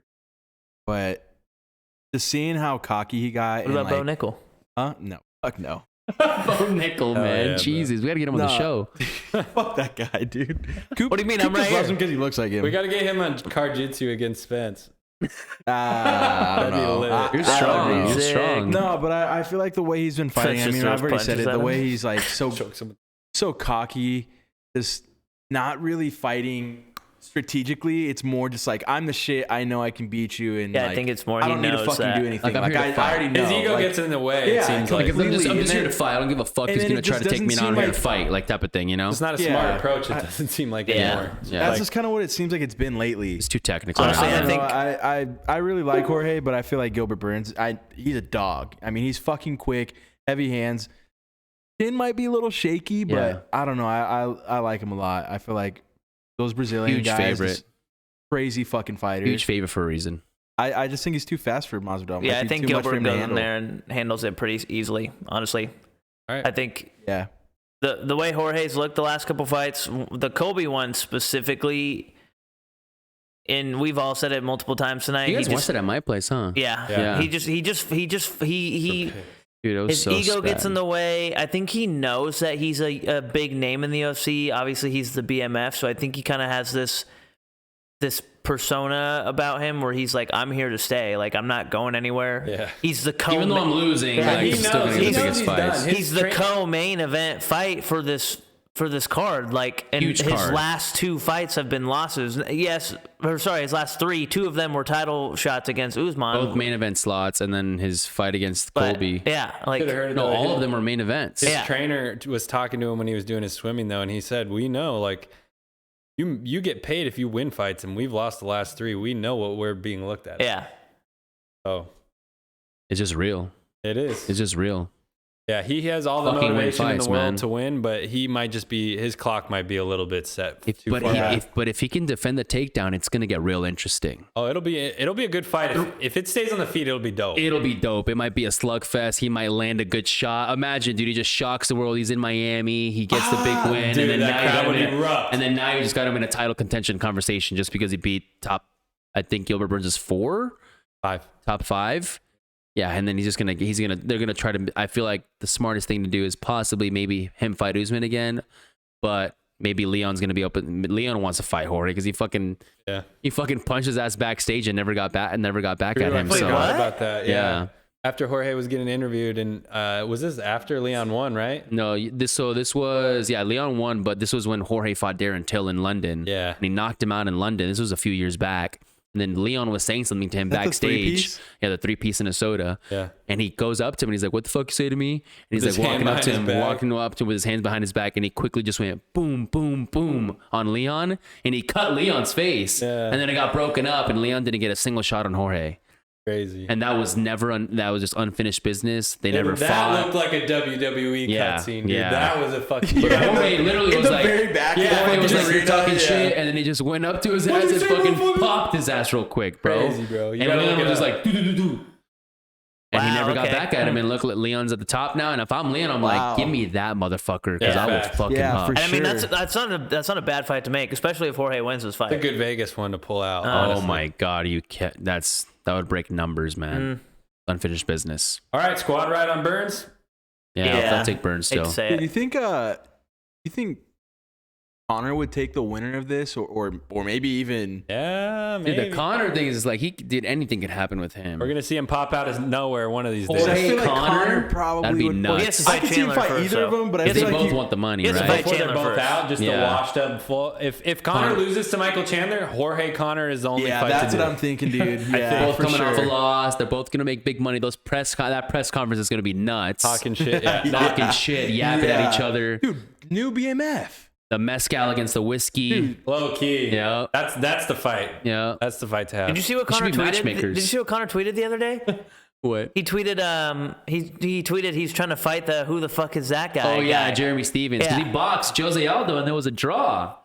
But, Really? yeah, they draw. No one won that fight. It was a complete draw, which sucks, bro. Because like as fighters, like when there's a draw, you don't get win money, so you don't make that extra money that you thought you were gonna make. You'd almost rather like win or lose. You think? Yeah, just like a draw is like bullshit. There was no chance of Yeah. either of us No, making neither money of us are tonight. walking with anything. Yeah, Yeah. we're just walking It's away. a waste of We're just fucking walking camp. away with show money. That's it. There's always win money involved in UFC. Well, in fighting contracts, from my knowledge, like if you win, you always get a little bit more. You will. If you lose, you just get the show money, right? So, I didn't watch the fight, but it was a draw, I guess. And then Connor was like, "Let me fight the fucking who the fuck is that guy?" Yeah. So that's interesting. So we'll I see. saw that tweet and I didn't know He the just context. trolls, man. I swear he's just in Yeah. front of the TV with the whiskey, just Yeah. fucking tweeting like. Bro, I okay. didn't know that he boxed, and I thought he just tweeted that no context. No, I yeah, was like, that's bro, because Jeremy what? Stevens boxed that I night. was like, why? That's like, fire. He boxed that night. He boxed that night against Jose. well, final fight on the card. Oh, Alex God. Pereira versus Israel Adesanya. Right now, Israel is the favorite at -140. Alex Pereira is the underdog at +120. We Despite already being gave the the champion. breakdown. Yeah, I already gave the breakdown. Alex Pereira, 100%. The only way that Izzy can win this fight is if he really mixes it up, throws some really, really tough grappling and wrestling ahead of Alex Pereira's way. But I honestly think that If he took HGH to make his bones bigger. Jesus fucking. crazy method of victory. Izzy goes for a takedown. Alex Pereira goes up with the knee. Just boom. Steel piece of wood on the floor. If I'm Alex's corner, we are aware of the takedown coming. We are aware of the takedown coming. It's either you doing the takedown defense or you just try to finish the fight right there. make him pay for Why fucking. is that? Do you think Izzy wants to get him on the ground? Dude, that's where he had in the the first most fight. He had the success. most success against Alex. Was taking him down, making it ugly, making him really work to try to get to his feet. But Izzy's just been training MMA long enough to where he was just a step ahead the whole time in those exchanges. But Alex did a good job a couple of times getting back up and separating, but it wasn't every time. Most of the times, yes, Izzy was in control, but there are some moments where Alex was showing some separation, but it wasn't enough to win the fight. It was not enough to win the fight. So if I'm Izzy's corner, I mean, if you watch the film that I watched, Alex Pereira is not the best wrestler out there. So gotta attack it. You gotta attack his weakness. You can't stand and strike with this guy. That's the one. And we all know Izzy's going to try to do that. Like, obviously, every fight starts on the feet. He has to. And he's going to. But the thing is that when you're starting on the feet, like, you really have to sell the takedown. You really got to hide the takedown. Go for, hit a combination leg kick, and then go for it. Like, just really cover up the takedown rather than blatantly just trying to go for it, like, just from a certain stance. Like, I think that Alex Pereira will be prepared for that. And if he doesn't try to implement the takedown with something a little bit trickier or tries to hide it, Alex is going to make him pay. Either way, I mean, we're looking at this like, yeah, that's a clear path to victory is the takedown and trying to control what he can on the ground if you're Israel. But like, Pereira's bigger than him and stronger he's than so him. much bigger than him. And it's going to take a lot of effort and stamina for Izzy to be able to work the ground game for 5 rounds if he has to do that. Just too tall of a mountain to climb. Give me Pereira as champion, retains his belt. I feel like there's no way that it does it.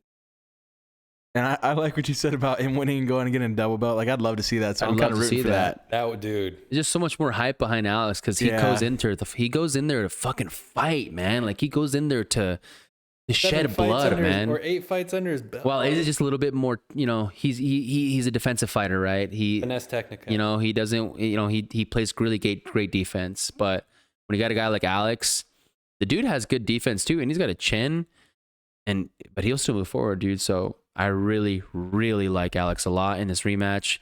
Him being a dog, I think it's free money. Yeah, I want to say Izzy's so bad, but it's so hard to. I know. I do a lot of say people, Izzy, but like, I feel the same way, I feel bro. like there's no way. I just. You know what? Fuck it. I'm going Izzy. All right. Fuck it, we ball. Give me Izzy. But There it is. Yeah, give me Izzy. I don't know. I don't really have a reason. I just want Izzy to win. All I like right. Izzy. I'll take it because it could happen. You better bring the right fucking jutsu for this one, dude. Yeah, That's for sure. Better be ready for that one. Yeah, we'll see. It should be a fantastic fight. Should be honestly a great card. I think all these fights are going to be pretty solid. The prelims are a little juicy. Prelims are a little juicy. Yeah, this should be a great card. I'm fucking excited. I'm hoping it doesn't go the way that you think it might go with Pereira, maybe ending it in the second round or so, because I'd love to see. We could see that, man. I know we could see it, but I really hope not. I want to trying see to it end be it early. dramatic between them again. Yeah, I would like to see dramatic. I'd like to see something dramatic as I just well. think we're just really gonna see Pereira march forward, man. Like, especially if and this is the last ride. If you can't go out like that. That's but also I mean, true. he might. Like, He might. That's the problem. there's no way he's just not gonna get away.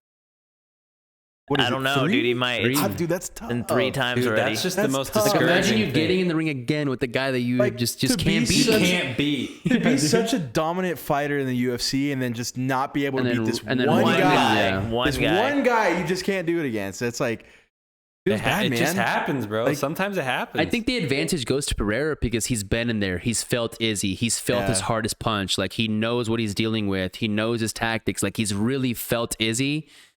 And I feel like he's just going to be like, all right, if What's that's he the same feeling Izzy so I'm going to much get, for? like, this could be an easy night in the office for Alex, dude. And I'm hoping for a big knockout from Alex, like, and actually put his ass out. Put his ass out. No. It's just crazy. In Miami, No, no. It's crazy too, no. confidence-wise, if you think about it from Pereira's perspective. Like, you went 4 and, those were in the air, and then you literally consciously had to flip that switch in the 5th, no options, and you're able to Do it. like, he could do that same type of thing in the 3rd. Yeah. And try to do it in the 3rd. So it's just like, there's just About that the switch, advantages bro. are on his side. About that switch. Yeah, Alex no, Pereira. this should be a great fight. It should be a great card. And we're very excited. We hope you guys are too. Thank you guys so much for joining us for another episode of Sideline Banter. UFC 287. Yep, UFC 287 this Saturday. Carlo, thank you for joining us as well again. Always a pleasure to have you Thanks on the for having pod. me. We will Thanks see for you having me. again very soon. MMA GOAT.